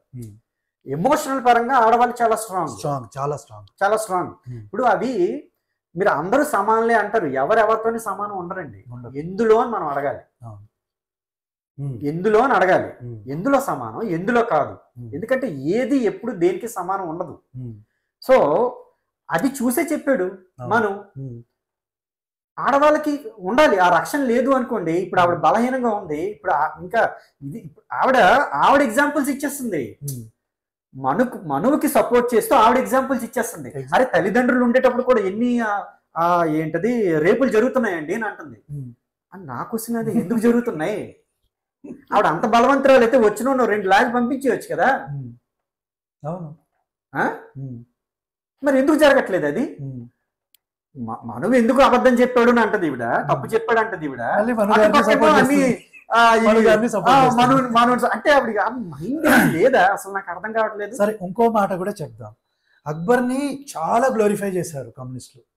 అక్బర్ గురించి ఓ 2-3 చాప్టర్లు రాశారు. ఉమ్, ఇదే అక్బర్ మీద రాణి దుర్గావతి అని ఒక ఆమె ఫైట్ చేసింది. అక్బర్ని 3 సార్లు ఓడించింది నాకు తెలిసి. అవును. ఆమె గురించి ఒక్క మాట లేదు. ఎందుకు? ఉమ్, ఇప్పుడు ఈమె అంత కన్సర్న్ ఉంది కదా, కమ్యూనిస్టులు గొప్పోళ్ళు, మేము స్త్రీల హక్కుల గురించి. ఉమ్, దుర్గావతి గురించి ఒక చాప్టర్ రాయొచ్చుగా. అక్బర్ మీద ఇంత బ్రహ్మాండంగా ఫైట్ చేసింది, 3 సార్లు ఓడించింది. ఆ రాణి దుర్గావతి అక్బర్ చేతిలో ఓడిపోయిన తర్వాత ఆత్మహత్య చేసుకుంది. అక్బర్ ఏం చేశాడో తెలుసా? ఈ రాణి దుర్గావతి చెల్లెండ్లని, కొందరి కజన్స్ని తీసుకొచ్చి తన ప్రాస్టిట్యూషన్ హౌస్లో పెట్టుకున్నాడు. వారి గురించి గొప్పగా రాశారు. ఉమ్. అదే ఇక్కడ వాళ్ళు హిందువులు కనుక ఆడవాళ్ళని పట్టించుకోరు, అంటే పట్టించుకోరు. వాళ్ళకి ఏం జరిగినా వీళ్ళకి అనవసరం. అంటే ముస్లింలు వచ్చి హిందూ అమ్మాయిలని ఏమైనా రేప్ చేస్తే మాత్రం వీళ్ళు అది అది మాట్లాడరు. అది వీళ్ళ తాలూకు కాన్స్టిట్యూషన్ లో రైట్, అది రైట్. కమ్యూనిస్ట్ కాన్స్టిట్యూషన్ లో రైట్ అది. Hmm. ఇక్కడ అగైన్ మనం మళ్ళీ Okay. మనుస్మృతికి వస్తే, ఓకే, మనుస్మృతికి కాలం చెల్లింది అని అంది. Hmm. అది మీరు చెప్పడం ఏంటి? మనువే చెప్పాడు, మనవే చెప్పాడు. ఆ? త్రేతాయుగానికి తప్ప ఇది దేనికి కాదు అని. Hmm. ఇప్పుడు ఈ హిందూ మతం లేదా హిందూ ధర్మం, సనాతన ధర్మం ఎందుకు సర్వైవల్ అవుతుంది అంటే, ఇక్కడ ముఖ్యమైన విషయం ఏంటి అంటే, చట్టం అనేది కాలం బట్టి మారాలి. మారాలి. ఆ చట్టం అనేది క్రిస్టియానిటీ, ఇస్లాంలో ఆ దేవుని మాటగా పెట్టి అదే పెట్టేశారు. ఇక అది అది మారదు. మారడానికి లేదు అని లేదు. చెప్పారు. Hmm. అక్కడ స్ట్రగుల్ స్టార్ట్ అవుతుంది. Hmm. కానీ మన దగ్గర ఏమైందంటే, దేవుడు చెప్పాడని చెప్పట్లే, ఒక వేదాలు తప్ప, Hmm. వేదాలు అనేది మాత్రమే మనం భగవంతుని ఉచ్ఛ్వాస నిశ్వాసాలు అంటాం. అవును. మిగతా ఏవి కూడా దేవుని రాసినవి అని చెప్పం మనం. ఇంకో పాయింట్ కూడా ఉంది, నేను మర్చిపోతానని యాడ్ చేస్తాను. మనువే నాకు తెలిసి 9వ అధ్యాయంలో చెప్తాడు మనుస్మృతిలో, ఎక్కడైనా కాన్ఫ్లిక్ట్ వస్తే ఒక 5-6 పండితులు కూర్చొని దాన్ని మార్చుకోవచ్చు. ఎస్, నేను అక్కడికే వస్తున్నా. వస్తున్నారా? ఓకే. అదే ఇప్పుడు ఏంటంటే, ఏదైనా కూడా మనుషులు, ఇప్పుడు మన తాలూకు సమాజం, మనుషులు ఉండే సమాజంలో ఎవరికి తెలుస్తుంది? ఆ పెద్దలకే తెలుస్తుంది. మన కాలంలో ఋషులు ఉన్నారు, వాళ్ళు ఇప్పుడు మనం ఇప్పుడు ఏమంటాం అంటే త్రేతాకాలం, ఆ తర్వాత ద్వాపర, ఇలా మనం యుగాలు అంటూ మనం వస్తున్నాం. సో ఆ యుగానికి తగ్గట్టు ఏదో నార్మల్ సినారియోలో మనం మార్చుకుంటూ వస్తున్నాం. సో ఇక్కడ ఆవిడ కమ్యూనిస్ట్ తాలూకు భావంలో ఏదో చెప్పింది, కమ్యూనిజం ఏంటది క్యాపిటలిజం అని లేకపోతే సోషలిజం అని ఏవో చెప్పుకుంటూ వెళ్ళింది. ఎక్కడైనా కూడా మనిషిలో మార్పు అంటూ సహజం, చట్టంలో మార్పు రావాలి కదా. మరి ఇక్కడ హిందుత్వంలో ఎన్ని మనకి ధర్మ ఇదేంటది సూత్రాలు ఉన్నాయి, ఎన్ని బుక్స్ ఉన్నాయి? పరాశర స్మృతి ఉంది కలికాలంకి, గౌతమ స్మృతి ఉంది, ఆ స్మృతి తర్వాత మనువుతో స్టార్ట్ అయింది. సో ఇన్ని రకాల స్మృతులు ఎందుకున్నాయి? ఇప్పుడు మీరు చెప్తున్నట్టు ఇవి కూడా సరిపోకపోతే మీరే మార్చుకొని పెట్టుకోండి అనే ఒక వెసులుబాటు కూడా మనకి ఇచ్చారు. మరి అలాంటప్పుడు మీరు మళ్ళీ ఆ పాత మనుకెళ్ళి ఆ కాలంలో ఉంది ఈ కాలంలో ఎందుకంటే, ఆ కాలంలో ఉంది ఈ కాలం ఎందుకంటే అని అంటుంది. అసలు నేను మిమ్మల్ని అడిగే ప్రశ్న ఏంటంటే, మీ తాలూకు ఏదైతే కమ్యూనిజం తాలూకు ఉందో అది ఈ కాలానికి సరిపోద్దా? సరిపోతే అసలు మీ కమ్యూనిజం ఎందుకు పోయింది? ఆ ఇస్లాము, ఆ క్రిస్టియానిటీ, మీ కమ్యూనిజం 3 కూడా మార్చేంత ధైర్యం మీకు లేదు. సరే, ఇప్పుడు పాకిస్తాన్లో కమ్యూనిజం ఉందా? ఉండదు. బంగ్లాదేశ్లో ఉందా? ఉండదు. మరి ఎందుకు లేదు?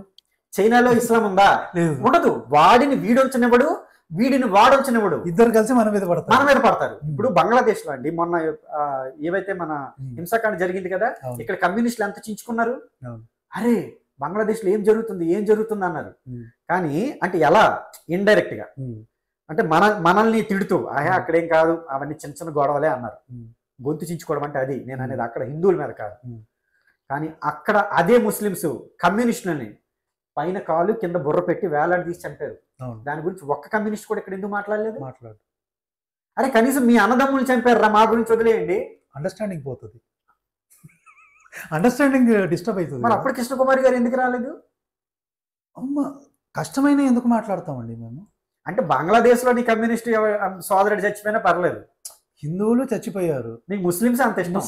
ముస్లిం అంటే ఇక్కడ అండర్స్టాండింగ్ ఉంది కదా. ఇప్పుడు భారతదేశంలో కమ్యూనిస్టులకి ఎవరు సపోర్ట్ అనుకున్నారు? ఈరోజు పెట్రో డాలర్స్, సౌదీ నుంచి అక్కడి నుంచి వచ్చే పెట్రో డాలర్స్, పాస్టర్లు. ఎందుకంటే పాస్టర్లకు దశమ భాగాలు వస్తుంటాయి, వాళ్ళు ఏం చేస్తారు? కమ్యూనిస్టులకు ఇస్తారు. ఎందుకు అంటే వాళ్ళ దగ్గర గన్లు ఉన్నాయి, అన్నలు కదా. సో వాళ్ళని కాపాడుతుంటారు. ఎందుకంటే నాకు తెలిసి లక్ష్మణానంద్ అనే ఒక ఆయన ఎవరైతే మత మార్పిడికి విరుద్ధంగా ఫైట్ చేస్తున్నాడో కమ్యూనిస్టుల హెల్ప్ తీసుకున్నారు పాస్టర్లు. ఓకే. ఒరిస్సాలో ఇది 2009లో అనుకుంటా. వీడు మత మార్పిడి జరగనీయట్లేదు ఈ స్వామీజీ అని డబ్బులు ఇస్తే ఈ కమ్యూనిస్టులు పోయి వాళ్ళని చంపారు. ఈ అండర్స్టాండింగ్ డిస్టర్బ్ అవుతుంది మరి. అంటే ఇప్పుడు వీళ్ళందరిది ఒకటే, హిందూ మతాన్ని హిందూ జాతిని నాశనం చేసేయాలి, కన్వర్షన్ ఏకైక ఉద్దేశం గోల్ అదే. దాని మీదే ఈ ముగ్గురు కలిపి పోరాడుతున్నారు. వీళ్ళ తాలూకు ఏకైక ఉద్దేశం ఇదే. అగైన్ మన మనుస్మృతికి కాలం చెల్లింది అన్నారు. ఇప్పుడు నేను ఒక మాట ఆవిడకైనా ఎవరికైనా చెప్పాలనుకుంది, మంచి ఎక్కడున్నా తీసుకో, చెడు ఎక్కడున్నా వదిలే, అంతే. మనుస్మృతిలో మంచి ఉందనుకో, తీసుకోవడానికి నీకేం నష్టం అంట నేను. అంతే. ఆ మంచి మాటలు నేను కొన్ని చెప్పాను. ఆవిడ చెప్తుంది, కరెక్టే అంటుంది. మళ్ళీ మనుస్మృతికి కాలం చెల్లింది, మనుస్మృతి ఇప్పుడు ఎందుకు అంటారండి. మంచి చెప్తే ఎవరు చెప్తే ఏంటి మీకు, ఏంటి మీ ప్రాబ్లం ఏంటి? అంటే వీళ్ళు ఇన్ని రోజులు ఎలాంటి నెరేటివ్కి అలవాటు పడ్డారంటే, సనాతన ధర్మం అంటే కులాలు, సనాతన ధర్మం అంటే అంటరానితనం, ఇదే అలవాటు పడ్డారు. ఇక్కడ సింపుల్ అండి, వీళ్ళు యూట్యూబ్ ఛానల్స్కి వెళ్తున్నారు, యూట్యూబ్ ఛానల్స్ పెరిగాయి కనుక వాళ్ళు పిలుస్తున్నారు. అక్కడ ఉన్న యాంకర్స్కి ఏమి తెలీదు, వీళ్ళు బట్టి కట్టుకొని వచ్చిన 2 ముక్కలే చెప్తారు. ఆ మనుస్మృతి ఏంటండి, ఆ మనుస్మృతి ఏంటో వాడికి తెలియదు, ఆ మనువు ఏం చెప్పాడో తెలియదు, ఆ మనువు ఎవరో అసలు తెలియదు ఫస్ట్ అక్కడ కూర్చున్న ఆయనకి. అది ఇప్పుడున్న జనాలకి ఇప్పుడున్న హిందువులకి హిందూ అంటే ఎబ్రివేషన్ తెలియదు. సో ఇలాంటి వాయిసెస్ బయటకు వెళ్ళి వీళ్ళు చెప్పేది ఏదో అక్కడ పరమ వేదం అయిపోయినట్టు ఉందన్నమాట. ఆ మనుస్మృతులు అలా ఉంటాయి, ఎలా ఉంటాయి, ఓ అలా ఉంటాయి. వీళ్ళు మేధావులు, వీళ్ళకి వెనక తీస్తే అసలు స్పెల్లింగ్లే తెలియదు, ఏముందో తెలియదు. ఇప్పుడు కృష్ణకుమారి గారికి మొత్తం ఈవిడ తరగదంతా మొత్తం బయటకు వచ్చేసింది. ఇంకా ముందుకున్నా, ఇంకా వెళ్దాంలేండి. అయితే ఒక మంచి కామెంట్ మీకు చూపిస్తాను. ఒక ప్రేక్షకుడు ఈ కామెంట్ ఇచ్చాడు, ఇది నాకు చాలా బాగా అనిపించింది. ఏమనంటే, డల్లాస్ కౌబాయ్ అని ఎవరు ఎక్కడైనా తెలియదు. Okay. Doctor, my respect is elevated towards you. Okay. Not because you are right on the point, but to the amount of time and reading you have done to dissect the current trends in the society of how hatred is being spewed on Hinduism. అంటే ఏదో అవాడీమన్నాడు, అది కాదు. ఇక్కడ problem ఏంటంటే, ఇన్ని రోజులు ఈ కమ్యూనిస్టులు ఏదైతే నెరేటివ్ని క్రియేట్ చేశారో ఆ ఐస్ని మేబీ ఈ ఇంటర్వ్యూ కొంచెం బ్రేక్ చేసింది. తెలుగులో నేను మీకు ఇందాక అదే కదా స్టేట్మెంట్ ఇచ్చింది. కమ్యూనిస్టుల మీద ఈ మధ్య కాలంలో ఎంతైనా అంటే ఎంత తక్కువ టైంలో, ఇంత తక్కువ క్వశ్చన్స్తో ఎంత సమర్థవంతంగా తిప్పికొట్టిన ఇంటర్వ్యూ లేదు. మీకు నేను మొన్న ఫోన్లో కూడా అదే మాట చెప్పాను. ఇంకో ఆయన కూడా నాకు ఫోన్ చేశాడు. ఓకే. సో నేను అనేది అదే, ఎంత సమర్థవంతంగా తిప్పికొట్టిన ఆవిడ ఏమనుకున్నారు అంటే ఆవిడ ఎంత దౌర్భాగ్యంలో ఉన్నారంటే, దౌర్భాగ్యం అంటాను నాకు అన్నీ తెలుసు, నేను ఏదైనా ఓడించేస్తాను ఉద్దేశంలో ఆవిడ వచ్చారు. ఎప్పుడైతే మీరు హిందుత్వం మీద స్టార్ట్ చేశారో నేను వెళ్ళిపోతాను అన్నట్టున్నారు ఆవిడ. మీరు ఆ మాట కూడా అన్నట్టున్నారు. మరి అంతవరకు ఆవిడ చెప్తున్నంత వరకు కూడా ఆవిడకి గుర్తు రాలేదు. ఆ టైము 40 నిమిషాల దాకా ఆడవారి గురించి, ట్రాన్స్జెండర్ల గురించి అది ఇదేదో మాట్లాడుకుంటూ వెళ్ళారు ఆవిడ. ఇక్కడ రేషన్ కార్డులు, తెలంగాణ వాళ్ళకి రేషన్ కార్డులు, అక్కడేమో స్వాతంత్ర సమయోధులకి పెన్షన్ల గురించి మాట్లాడినప్పుడు ఆవిడ గుర్తు రాలేదా? మీరు హిందుత్వం గురించి మొదలు పెట్టగానే నేను లేచి వెళ్ళిపోతాను అంటుంది ఆవిడ. అంటే మనది అంటే మనం ఎట్లుంటాం అంటే నేను నా గురించి చెప్తున్నాను, ఐ నో యూ కాబట్టి మీ గురించి కూడా చెప్తాను. ఇప్పుడు సనాతన ధర్మంలో చాలా క్లిష్టమైన ప్రశ్నలు వేస్తే మనకు తెలిస్తే ఆన్సర్ చెప్తాం, తెలియకుంటే నాకు తెలీదు, నేను చదువుకొని వస్తానని అంతే. అందరికి అన్ని తెలియదు కదా. పారిపోవడానికి నాకు టైం లేదు, నేను వెళ్ళిపోతానని మాత్రం మాట్లాడను. బట్ జనరల్గా ఇది నేను పాస్టర్లలో గమనించాను, కమ్యూనిస్టులలో గమనించాను. ముస్లింలతో అయితే మనం ఇంతవరకు డిబేట్ చేయలేదు కాబట్టి వాళ్ళ సంగతి తెలియదు. వాళ్ళు కూడా ఇదే చేస్తారేమో, అంటే ఇక్కడ కొడతారేమో కూడా. ఇక్కడ ఒక చిన్న అంటే నేను కరెక్షన్ చేస్తాను. మనం సత్యంలో ఉంటాం, సత్యం కోసం మాట్లాడతాం, సత్యం తెలిస్తే చెప్తాం, లేదా సత్యం తెలుసుకొని చెప్తాం. అందుకే అంటాం మేము తెలుసుకొని చెప్తామండి. లేదా అది సత్యం కాకపోతే నిజాయితీగా ఒప్పుకుంటాం ఏమంటే ఇది సత్యం కాదండి, తప్పు అని. కానీ వాళ్ళు ఒక ఎజెండాతో వస్తారు, ఆ ఎజెండా నిలబెట్టుకోవడానికి వస్తారు, ఆ ఎజెండా కోసం పోరాడతారు, అది తప్పైనా పోరాడతారు. అప్పుడు వాళ్ళు ఏం చేస్తారు, అలా గట్టిగా 4 దెబ్బలు పడ్డాయి అనుకోండి, ఇటు నుంచి పారిపోతాం అంటారు. పారిపోవడమే వాళ్ళ పని. ఎందుకంటే వాళ్ళ ఉద్దేశం ఏంటంటే ఇంత సబ్జెక్ట్ తెలిసిన వాళ్ళు ఎక్కడ ఉంటారండి. జనరల్గా ఎవడైనా కానీ ఇంత టైం స్పెండ్ చేసి ఇంత అసలు జనాలకే ఇప్పుడు మనం చూస్తున్న వీడియో చూడాలి అంటేనే వాళ్ళకి చాలా టైం పడుతుంది. మరి ఎంత మనం చెప్పాలి అంటే ఎన్ని బుక్స్ రిఫరెన్స్ తీసుకోవాలి, ఎన్ని బుక్స్ చదవాలి, ఎంత టైం స్పెండ్ చేయాలి. ఇప్పుడు ఆ వాళ్ళకున్న ప్రేక్షకులకు ఉన్నంత టైం మనకి ఉంది. సో మనకు కూడా వాళ్ళనే జీవితం కోసం మిగతా అన్ని పనులు చేయాల్సిన చేసుకుంటూ చేస్తున్నాం ఇక్కడ. సో మనలాంటి తగ్గిలేరు, పరిగెట్టడం తప్ప ఇంకేముంటుంది వాళ్ళకి, ఇంకొక వేరే ఆప్షన్ లేదు కదా. సో మనుస్మృతి అయిపోయింది. ఇప్పుడు మనం రామాయణంకి వద్దాం. ఇది చాలా ఇంట్రెస్టింగ్ పాయింట్. సారీ అండి కృష్ణకుమారి గారు, మీకు ఇప్పుడు బ్యాండ్ మొదలవుద్ది. ఇప్పుడు ఆవిడ ఒక మాట అన్నారు, రావణాసురుడి క్యారెక్టర్ హననం చేశారండి, మీరు చదివి వినిపించారు. ఆవిడ ఏదో వేరే ఇంటర్వ్యూలో చెప్పారు, రావణాసురుడి క్యారెక్టర్ హననం చేశారు, నాకు అది నచ్చలేదు. రావణాసురుడే మనకి హీరో. ఎందుకు అంటే ఆయన ద్రవిడియన్ అని చెప్పింది ఆవిడ. అసలు ఫస్ట్ ఆఫ్ ఆల్ నాకు అర్థం కాదు ఏంటంటే, రావణాసురుడి క్యారెక్టర్ ఈవిడికేం తెలుసు, ఈవిడ ఎక్కడ చూసింది, ఈవిడికి ఏమైనా పరిచయం ఉందా, ఇది మరి ఆవిడ చెప్పాలి. ప్రాబ్లం అదే. ఆమె క్లియర్గా కన్ఫెస్ చేసింది ఏంటంటే, నేను రామాయణం క్లాసులు అటెండ్ అయ్యాను అన్నది. నాకు తెలిసి అలాంటి క్లాసులు ఎక్కడన్నా జరుగుతాయా? మరి జరుగుతాయి. కమ్యూనిస్ట్ సర్కిల్లో కమ్యూనిస్టు రామాయణం కమ్యూనిస్టుల కమ్యూనిస్టులకి కమ్యూనిస్ట్ క్లాసుల్లో చెప్తారు. సో అందులోకి వెళ్ళింది ఈవిడ. ఓకే. సో అందులో రావణాసురుడు హీరో. ఇప్పుడు ఆవిడ ఒక ఎగ్జాంపుల్ ఇచ్చింది కదా, పెరియార్ ఏంటి దేవుడు లేని రామాయణం రాశాడంట. ఓకే. సో మా బహుశా కమ్యూనిస్టులు రావణుని హీరోగా, రాముణ్ణి విలన్ గా వాళ్ళు రాసుకుని ఉంటారేమో. మరి నాకు ఆ స్టోరీ తెలియదు, ఆవిడ చెప్తే తప్ప మనకు తెలియదు. బహుశా రాముడే రావణుడి తాలూకు భార్యని ఎత్తుకొచ్చేసారని కూడా పెట్టారేమో మనకు తెలియదు మరి కావచ్చు. లేకపోతే ఈవిడికి ఎందుకు అంత కోపం? అంటే ఆవిడ అంత మంచిది అని చెప్తున్నాను, అది కూడా తీసుకోలేదంటే ఇంకా ఆవిడ ఏమనాలి నాకు అర్థం కావట్లేదు. ఓకే. అంటే ఆవిడ స్త్రీ పక్షపాతి కదా.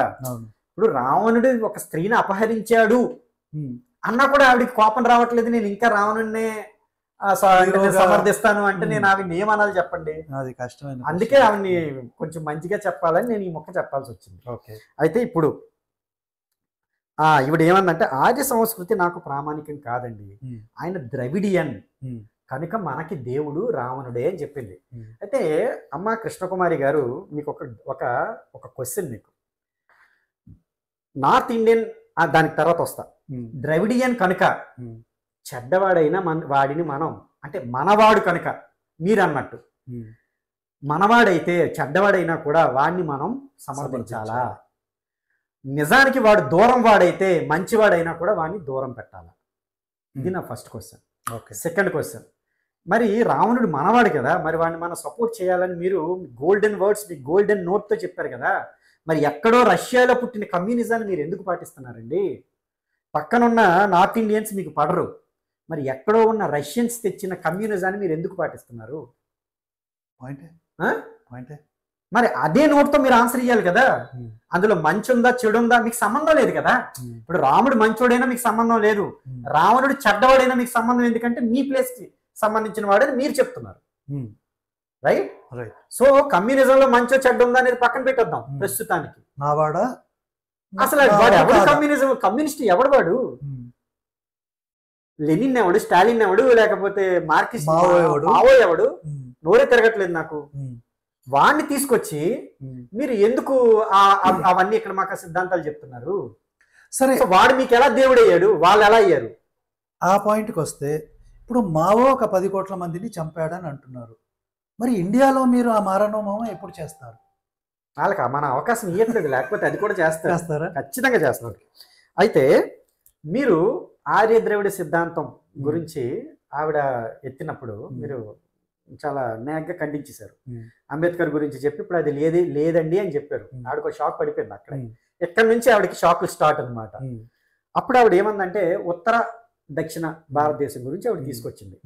మనం ట్యాక్స్లన్నీ కూడా, అంటే వాళ్ళు ఎక్కువ మంది మనం తక్కువ మంది అండి, మన ట్యాక్స్లన్నీ కూడా అక్కడికి వెళ్ళిపోతున్నాయి కదా, మరి అదంతా ఎలాగా ఉత్తర అంటే మీరు అన్నారు పొలిటికల్ ఇష్యూస్ అవన్నీ ఉన్నాయండి అని. నేను చెప్పేది కూడా సోషలిజంలో ఆస్తులన్నీ తీసుకోవడం అంటే మరి ఏంటండి? ఏంటి నా దగ్గర ఎక్కువ వస్తుంది పంచుతున్నారు అంతేనా? లేని వాడికి ఇచ్చేస్తున్నారు. ఎలా ఇస్తున్నారు మీరు?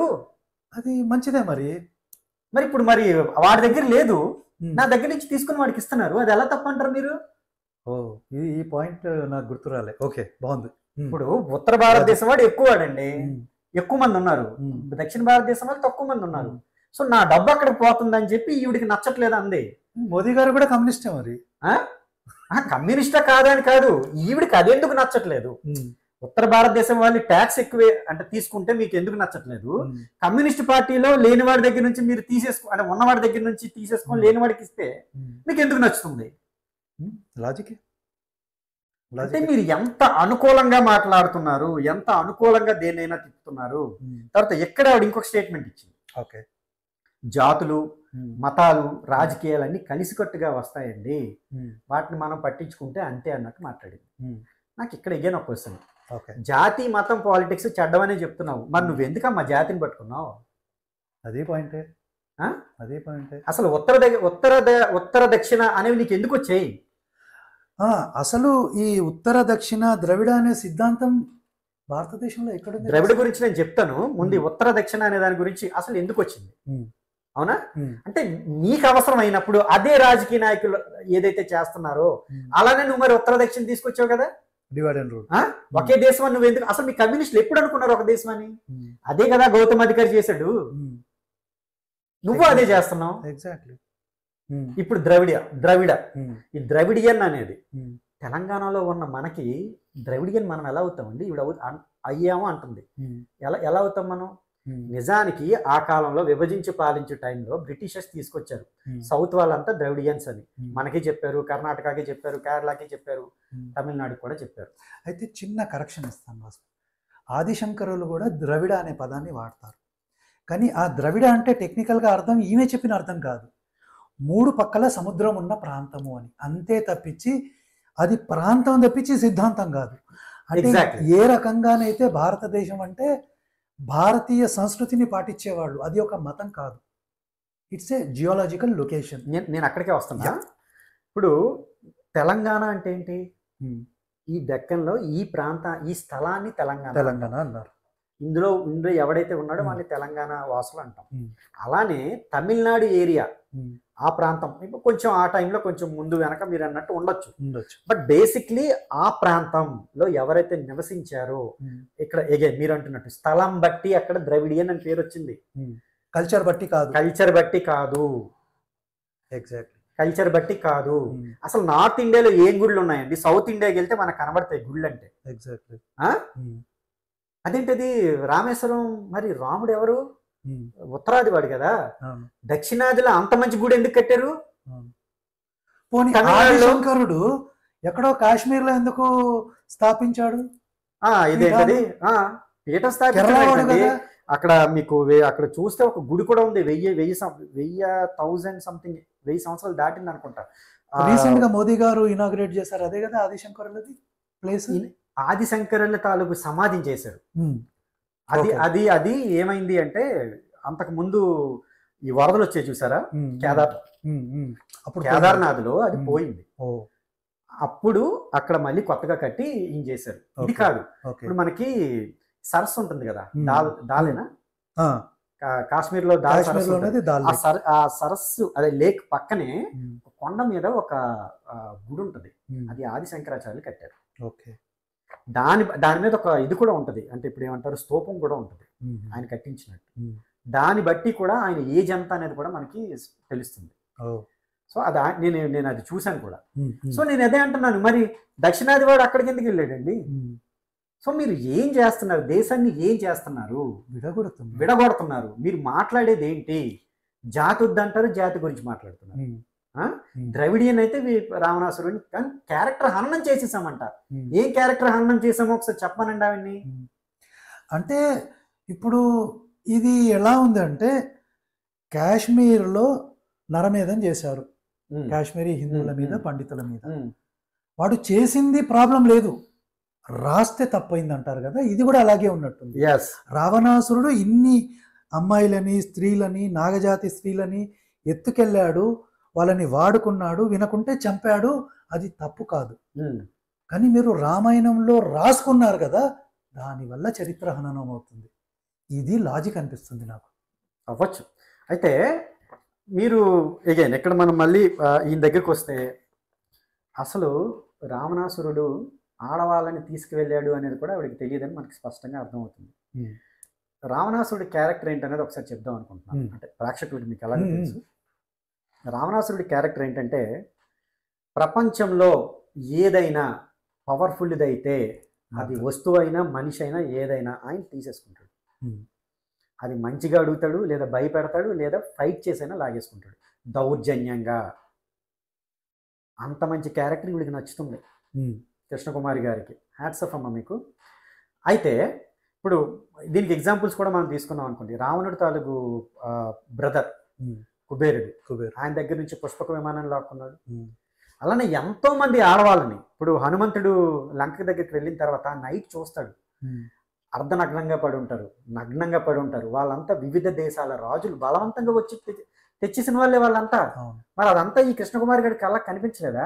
ఈవిడేమన్నారు, నేను చదివిన దాంట్లో అదంతా నాకు కనబడలేదండి. మీరు ఏ కమ్యూనిస్ట్ రామాయణం చదివారు, మీకు అవన్నీ కళ్ళకి ఎలా కనబడతాయి? మీరు చదవాల్సింది ఏది చెప్పారు, ఏది వాల్మీకి రామాయణం, ఏంటిది ఏదంటే అది గీతాప్రసాద్. గీతాప్రసాద్ ప్రామాణికమని చెప్పారు, కానీ చదివినట్టు మాత్రం చెప్పలేదు. నేను చదివిన దాంట్లో లేదు, ఓవర్లుక్ అయిపోయిందేమో అంట. ఓవర్లుక్ అయిపోవడం ఏంటండి? ఆడవాళ్ళ హక్కుల కోసం మాట్లాడుతున్నానని చెప్పారు, ఆడవాళ్ళ కోసం మీరు పోరాడుతున్నానని చెప్పారు.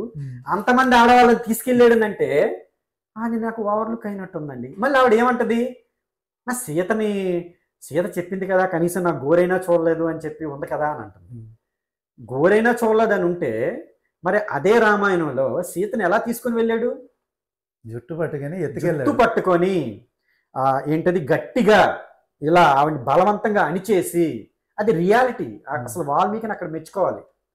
మానవులకి దౌర్జన్యం ఎలా అవుతుంది, ఆవిడ దేవత అనేది సెకండరీ.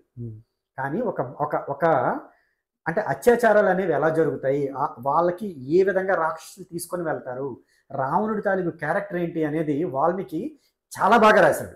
ఇప్పుడు మిగతా వాటిల్లో ఏంటంటే ఏదో పుష్పక విమానంలో ఇలా భూమితో లేపేసి పట్టుకెళ్ళినట్టు కాదు, తర్వాత క్రియేట్ చేసి చాలా చాలా చాలా నరక వేదన అనుభవించింది సీత వాల్మీకి రామాయణం ప్రకారం. మరి అది ఇవిడి కళ్ళ కనబడలేదా?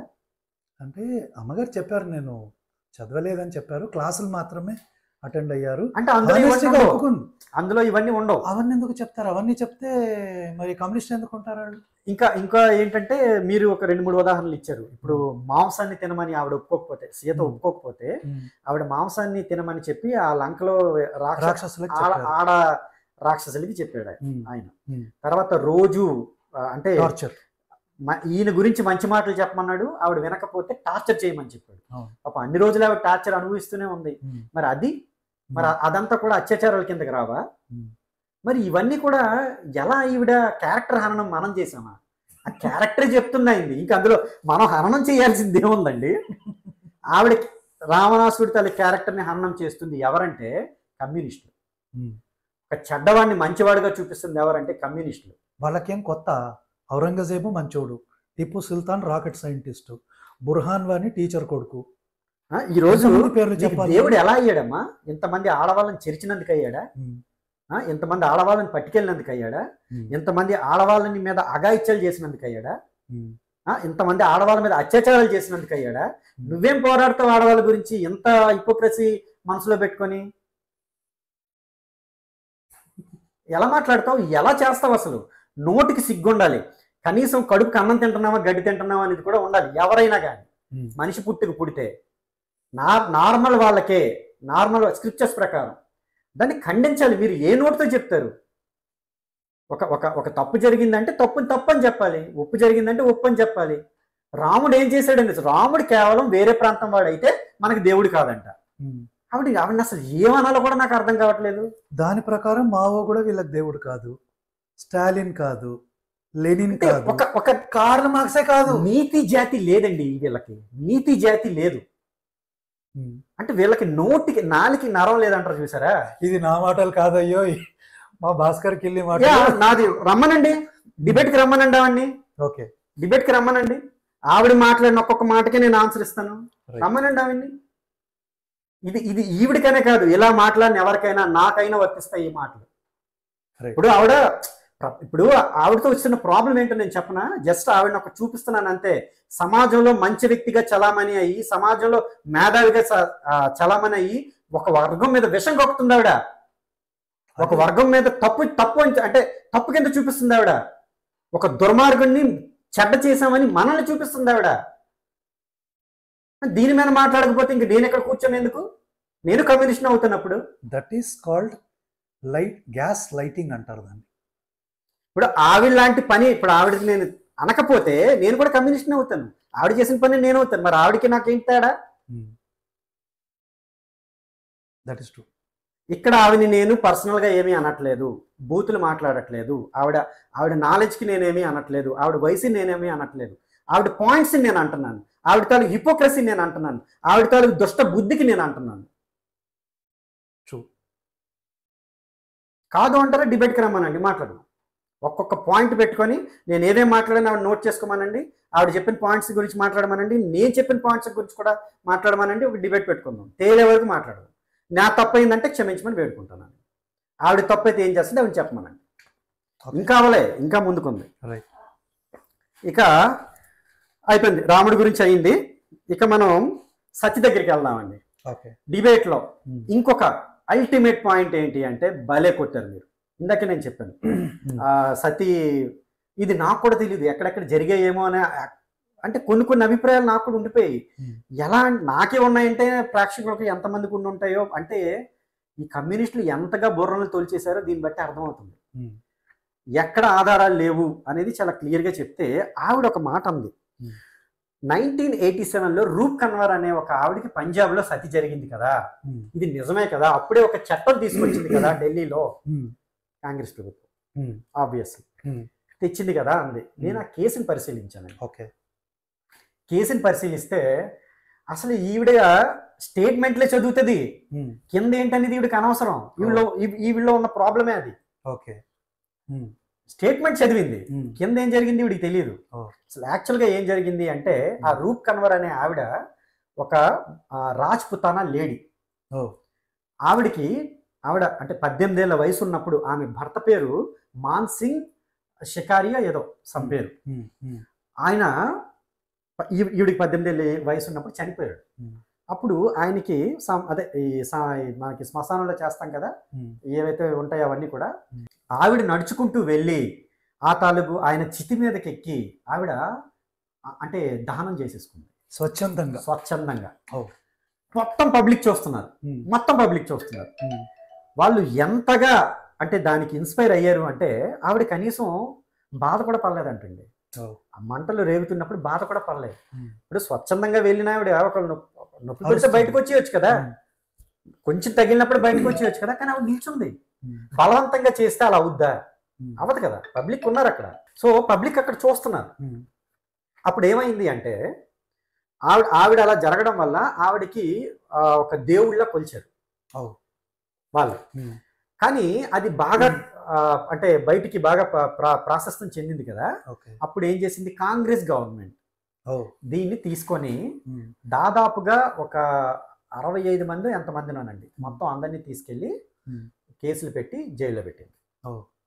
జైల్లో పెట్టిన తర్వాత అప్పుడు ఇన్వెస్టిగేట్ చేస్తే దాదాపుగా 45 మందిని ఏ ఎవిడెన్స్ లేవని తీసేశారు, అంటే పంపించేశారు. దాని తర్వాత మిగిలిన వాళ్ళని కూడా 23 మంది 25 మంది ఎంతమందో వాళ్ళని కూడా ఆ తర్వాత వాళ్ళని కూడా పంపించేశారు. మరి ఇది మీకు తెలియదమ్మా, ఎక్కడ జరిగింది సతి అంటే ఏంటి? స్వచ్ఛందంగా ఆమె వెళ్ళి చితలో కూర్చోవడం కదా, ఒకరు ప్రేరేపించరు. కానీ ఇక్కడ మనం మాట్లాడేది మర్డర్. ఒకవేళ బలవంతంగా చేస్తే మర్డర్ అవుతుంది. కానీ ఆమె అదే చెప్పినట్టుంది, మర్డర్ అనే చెప్పింది. బలవంతంగా చేశారు అందుకే చట్టం తీసుకొచ్చారు, ఇలాంటి చేయకూడదని చెప్పింది ఆవిడ. ఇప్పుడు నేను ఇక్కడ ఏమంటాను అంటే, స్వచ్ఛందంగా చేసింది తప్పు అనుకుంటే ఆమె నెల్లి మిగతా అంటే రక్షించవచ్చు. ఇప్పుడు పోలీసులు కానీ ఎవరైనా కానీ. కానీ దాన్ని అప్పట్లో స్వచ్ఛందంగా చేసిందంటే ఆవిడకి ఇష్టం లేదు. ఇప్పుడు ఇష్టం లేదు ఆవిడకి, ఇష్టం లేదు అంటే భర్త చనిపోయాడు అంత ఇష్టం ఉంది కనుక ఆవిడ ఎక్కింది. దాన్ని మనం తప్పు అని కానీ రైట్ అనడానికి కానీ మనం ఏం మాట్లాడతాం దాని గురించి? ఆవిడకి ఇష్టం లేదు, వెళ్ళి చితెక్కింది. Attempt to suicide is a criminal offence. Now ya, ఆ కాలంలో కాదు. అందులోనూ బలవంతంగా ఎవరైనా చేశారనుకోండి, అప్పుడైనా ఇప్పుడైనా తప్పే. ఓకే. ఇప్పుడు ఆవిడకి ఇష్టం లేదు, ఆవిడని బలవంతంగా చితి మీదకి ఎక్కించారు. ఇప్పుడు ఈ చట్టం కూడా అంటే ఏమంటారంటే స్వచ్ఛందంగా వెళ్ళే వాళ్ళకి ఏమైనా చేస్తే అని కాదు, బలవంతంగా ఎక్కిస్తేనే. ఓకే. ఈ అమెండ్మెంట్ చేసింది కూడా బలవంతంగా ఎవరినైనా ఎక్కించి చంపేస్తేనే దానికి సతి అని పేరు పెట్టి అలా చేయొద్దని చెప్తుంది. అది సతి కాదు, అది కూడా నేను క్లారిఫై, అది మర్డరే అది. బట్ అలా జరుగుతుంది అని చెప్తున్నారు. ఎక్కడ జరిగింది? ఇప్పుడు ఈవిడ చెప్పిన ఎగ్జాంపుల్ దీంట్లో కూడా ఎక్కడ జరిగింది? అది అది స్వచ్ఛందంగా ఆవిడ వెళ్ళింది. మరి ఈవిడికి ఏం తెలుసు బలవంతంగా అయిందని? ఎందుకు అబద్ధాలు చెప్తుంది? మీరు అన్నారు దయచేసి అబద్ధాలు చెప్పకండి అమ్మా అని. అమ్మా దయచేసి అబద్ధాలు చెప్పకండి అమ్మా, ఎక్కడే దొరికిపోయారు మీరు. మీకు కేసు డీటెయిల్స్ తెలియనప్పుడు మీరు ఎలా మాట్లాడతారు? ఎలా మాట్లాడతారు? అబద్ధాలు ఎందుకు చెప్తున్నారు? ఇప్పుడు నేను మళ్ళీ చెప్తున్నా, అబద్ధాలు చెప్తున్నారు మీరు. మీరు చెప్పిందే కదా, మేము తీసుకురాలేదు కదా అది. ఆ కేసు నేను కూడా చెప్పాలా? మీరు తీసుకొచ్చిందే. మరి అక్కడ ఏం జరిగింది? ఎవరైనా చూడొచ్చు ఆ కేసు డీటెయిల్స్ వెళ్ళి. ఇప్పుడు ఇంటర్నెట్ అందరికీ ఉంది, చూడండి. సూపర్. సో ఆవిడ చెప్పిన దాంట్లో కనీసం ఒక్క దాంట్లో కూడా నిజం లేదు. ఇప్పుడు సతి తప్పు అని ఫస్ట్ చెప్పింది ఎవరండి? తనే చెప్పారు. ఈవిడని కాదు, మనం చరిత్రలోకి వెళ్తే బ్రిటిషర్స్. అవునా? అందున బ్రిటిషర్స్ కంటే ముందు ఈ విలియం కేరీ అనేవాడు. విలియం కేరీ క్రిస్టియన్ అనుకుంటా. క్రిస్టియనే కానీ ప్రభుత్వం వేరు, మిషనరీ వేరు. ఇక్కడ నా పాయింట్ క్రిస్టియనా కాదా? క్రిస్టియన్. ప్రభుత్వంతో నాకు సంబంధం లేదు. నా పాయింట్ ఏ మతం అని. క్రిస్టియన్స్ కదా. సో వీళ్ళు ఏం చెప్తున్నారు అంటే ఇక్కడ సతి చేసుకోవడం అంటే బలవంతంగా చంపించేయడం తప్పు అని ఇక్కడ చట్టాలు పెడతాం అంటున్నారు. ఒక్కసారి మనం ఈ చీకటి యుగం, ఇంగ్లాండ్లో జరిగిన చీకటి యుగంలోకి వెళ్దాం. విచ్ హంటింగ్ అంటారా? బ్రిటిషర్స్ ఆడవాళ్ళకి విచ్ అని పేరు పెట్టి ఎంతమందిని చంపారు? అఫీషియల్గా 80,000, అన్అఫీషియల్గా 4 లక్షలు. మిలియన్స్లో ఉన్నారు. మిలియన్స్లో ఉన్నాయని చెప్పి ఆ బుక్ నేను మర్చిపోయిన పేరు, అఫీషియల్గా రాసిన బుక్ ఉంది. మిలియన్స్ ఆఫ్ ది అంటే అమ్మాయిలు అన్నమాట చంపేశారు. చెరువుల్లో తోసి చంపేశారు, కాల్చి చంపేశారు. మరి మీరెందుకు చేశారు? విచ్ అంటే ఏంటి? అసలు సమాజంకి ఆవిడ వల్ల ఏంటి నష్టం? మీ మతం అంగీకరించదు కనుక చంపేస్తారా? అదే పని మీరు చేసి, అంటే ఇప్పుడు మంటల్లో తూయడమే కదండి. ఇప్పుడు వీళ్ళు సత్యలో కూడా మనం చేసామని మన మీద చెప్తున్నారు. ఆ రాజారాం మోహన్ రాయ్ అని ఒక దౌర్భాగ్యుడు కూడా వీళ్ళకి అదే కదా చెప్పి వీటి మీద పోరాడినట్టు మనకు చెప్తున్నాడు కదా. మరి ఈ క్రిస్టియన్స్ అక్కడేం చేశారు? ఇప్పుడు బ్రిటిషర్స్ ఎవరు? వీళ్ళ పుట్టినిల్లు ఇంగ్లాండ్, అక్కడ అదే జరిగింది. మరి దానికి చట్టాలు ఎందుకు తీసుకురాలేదు? తర్వాత కాలంలో వచ్చాయి, ముందైతే చేశారు కదా. ఇప్పుడు ఎంత చేశామని చెప్పి చరిత్రలో ఎక్కడ చెప్తున్నారు? సతీ వెళ్ళినంత దీనిగా విచ్ హంటింగ్ గురించి ఎక్కడ మన ఈ చరిత్రలో ఎక్కడుంది? ఏ పాస్టర్ మాట్లాడుతున్నాడు? లేకపోతే ఏ క్రిస్టియానిటీ వాళ్ళు మాట్లాడుతున్నారు? వాళ్ళకి బైబిలే తెలియదు కదా. సో చరిత్ర కూడా చెప్పరు కదా. పాయింట్ అది. చెప్పరు అంటే వాళ్ళకి తెలియదు. అఫ్ కోర్స్ ఇప్పుడు బైబిలే తెలియని వాడికి చరిత్రలో ఏం చెప్తారు? కొంతమంది అయినా ఉంటారు కదండి, ఎవరో కొంతమంది చెప్పరు. తెలిసినా చెప్పరు అనేది నా పాయింట్. చెప్పడు. ఇంకొకటి ఏంటంటే ఇప్పుడు దేవదాసి, ఇలా సతి గురించి మాట్లాడుతూనే దేవదాసి గురించి కూడా వీళ్ళు చెప్పారు. దేవదాసి అంటే మీరు మీ తాలూకు బ్రాహ్మణులందరూ వాళ్ళని తీసుకెళ్ళి ఏదో చేస్తారు, లేకపోతే గుడి తాలూకు పెద్దలందరూ తీసుకెళ్ళి ఏదో చేస్తారని. మరి మీ నవల్ని ఏం చేస్తారు? పూజ చేస్తున్నారా? పెట్టి పూజ చేస్తున్నారా ఏంటి? అక్కడ దేవదాసి అంటే ఏంటి? దేవుడితో దేవుడి సేవకి. మీరైతే ఏకంగా ఏసుకు పట్టుకెళ్ళి పెళ్ళే చేసేస్తున్నారు కదా. పెళ్లి చేసి ఏసు ఎట్లాగో చేయడు కదా, వీళ్ళే చేస్తున్నారు. మరి దేవదాసికి అదొక దురాచారం అంట. దేవదాసి ఇది దురాచారం, మనం కూడా ఒప్పుకున్నాం, మనం నిజం ఒప్పుకుంటాం. ఇప్పుడు లేదు. మరి మీ తాలూకు నన్నలు ఇప్పటికీ ఉన్నారు, వాళ్ళ మీద అత్యాచారాలు ఇప్పటికీ జరుగుతున్నాయి. ఫాదర్లు ఎప్పటికీ అవే పనులు చేస్తున్నారు. మరి దీని గురించి ఎందుకు మాట్లాడరు? అంతేందుకు ఈ కేరళలో జరిగింది కదా, నన్లని ఎవరో రేప్ చేశాడు 13 సార్లు. అల్టిమేట్లీ ఏ నన్నులు అయితే బయటికి వచ్చి గొడవ చేశారో అందరినీ తీసిపడేశారు. అంతేనండి. ఇప్పుడు వాళ్ళు చేస్తే రైట్, ఇంకొకటి చేస్తే ఇది మీరు చేయకూడదు, ఇది దురాచారం. మీరు జాగ్రత్తగా గమనించండి. క్రిస్టియానిటీ, ఇస్లాం, కమ్యూనిజంలో ఉండేది ఏంటంటే హిపోక్రసీ. వాడు ఎవరి మీదైనా ఏదైనా దౌర్జన్యం చేస్తే అది రైట్. వాడి మీద అదే పని ఎవడైనా చేశాడు అనుకోండి, అది తప్పు. మేము ఇక్కడ విక్టిమ్స్ అంటాడు. ప్రపంచం మొత్తం మీద ముగ్గురు చేసే పని అదే. అరే ఎలాగైంది నీమే ఇప్పుడు మన తాలూకు సనాతన ధర్మం ఏం నేర్పుతుందంటే, ఒక తప్పు అంటే ఏంటంటే నీకు ఏదైనా ఎవడైనా చేస్తే నువ్వు ఎంత బాధపడ్డావో ఆ పని నువ్వు ఇంకొకరు చేయొద్దని చెప్తుంది. ఎందుకంటే ఆ బాధ నీకు తెలుసు కనుక. తెలుసు కాబట్టి. మరి ఇక్కడికి వచ్చేటప్పటికి నువ్వు చేస్తావా, నీ దేవుడు చేయమన్నాడని చెప్తావా? మరి నీ మీద అది మా దేవుడు చెప్పాడు, మరి నువ్వెందుకు ఒప్పుకో? నీ దేవుడు చెప్పాడు అంటావు, మా మీదకి వస్తావు. మేము మా ఇంట్లో కృష్ణారామ అంటే అనకూడదంట, రాముడు ఎవరు కృష్ణుడు ఎవడు అంటావు.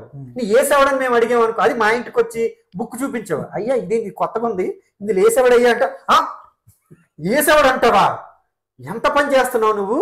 అయ్యో ఇదేందయ్యా చెక్కల మీద ఉన్నాడు, చెక్కల మీద ఉన్నాడు అంటావా? ఆ చెక్కల మీద నువ్వే కదా నాకు చూపించావు, నేను ఎప్పుడైనా చూసానా? చెక్కల మీద చచ్చిపోయినావు నువ్వే చూపిస్తున్నావు అని మొక్కమని నువ్వే చెప్తున్నావు. నాకు డౌట్ వచ్చింది, నేను అడిగాను, నాదే తప్పు. నువ్వు నా ఇంటికి ఎందుకు వస్తున్నావు, నాకు ఎందుకు చెప్తున్నావు? నీ చర్చిలో నువ్వు కూర్చొని చేసుకో. సో ఇంత హిపోక్రసీ వీళ్ళు పాటిస్తున్నారు కనుకనే ఇది మనం జనాలకి చెప్పాల్సిన అవసరం ఎంతైనా ఉంది. నీ మీదకి నువ్వు నాకేది చేస్తే తప్పు అవుతుందో నేను నీకు చేసినప్పుడు అదే తప్పు అవ్వాలి. హిందుత్వంలో ఉండేది అది, హిందుత్వం మాట్లాడేది అది. హిపోక్రసీ ఉండదు.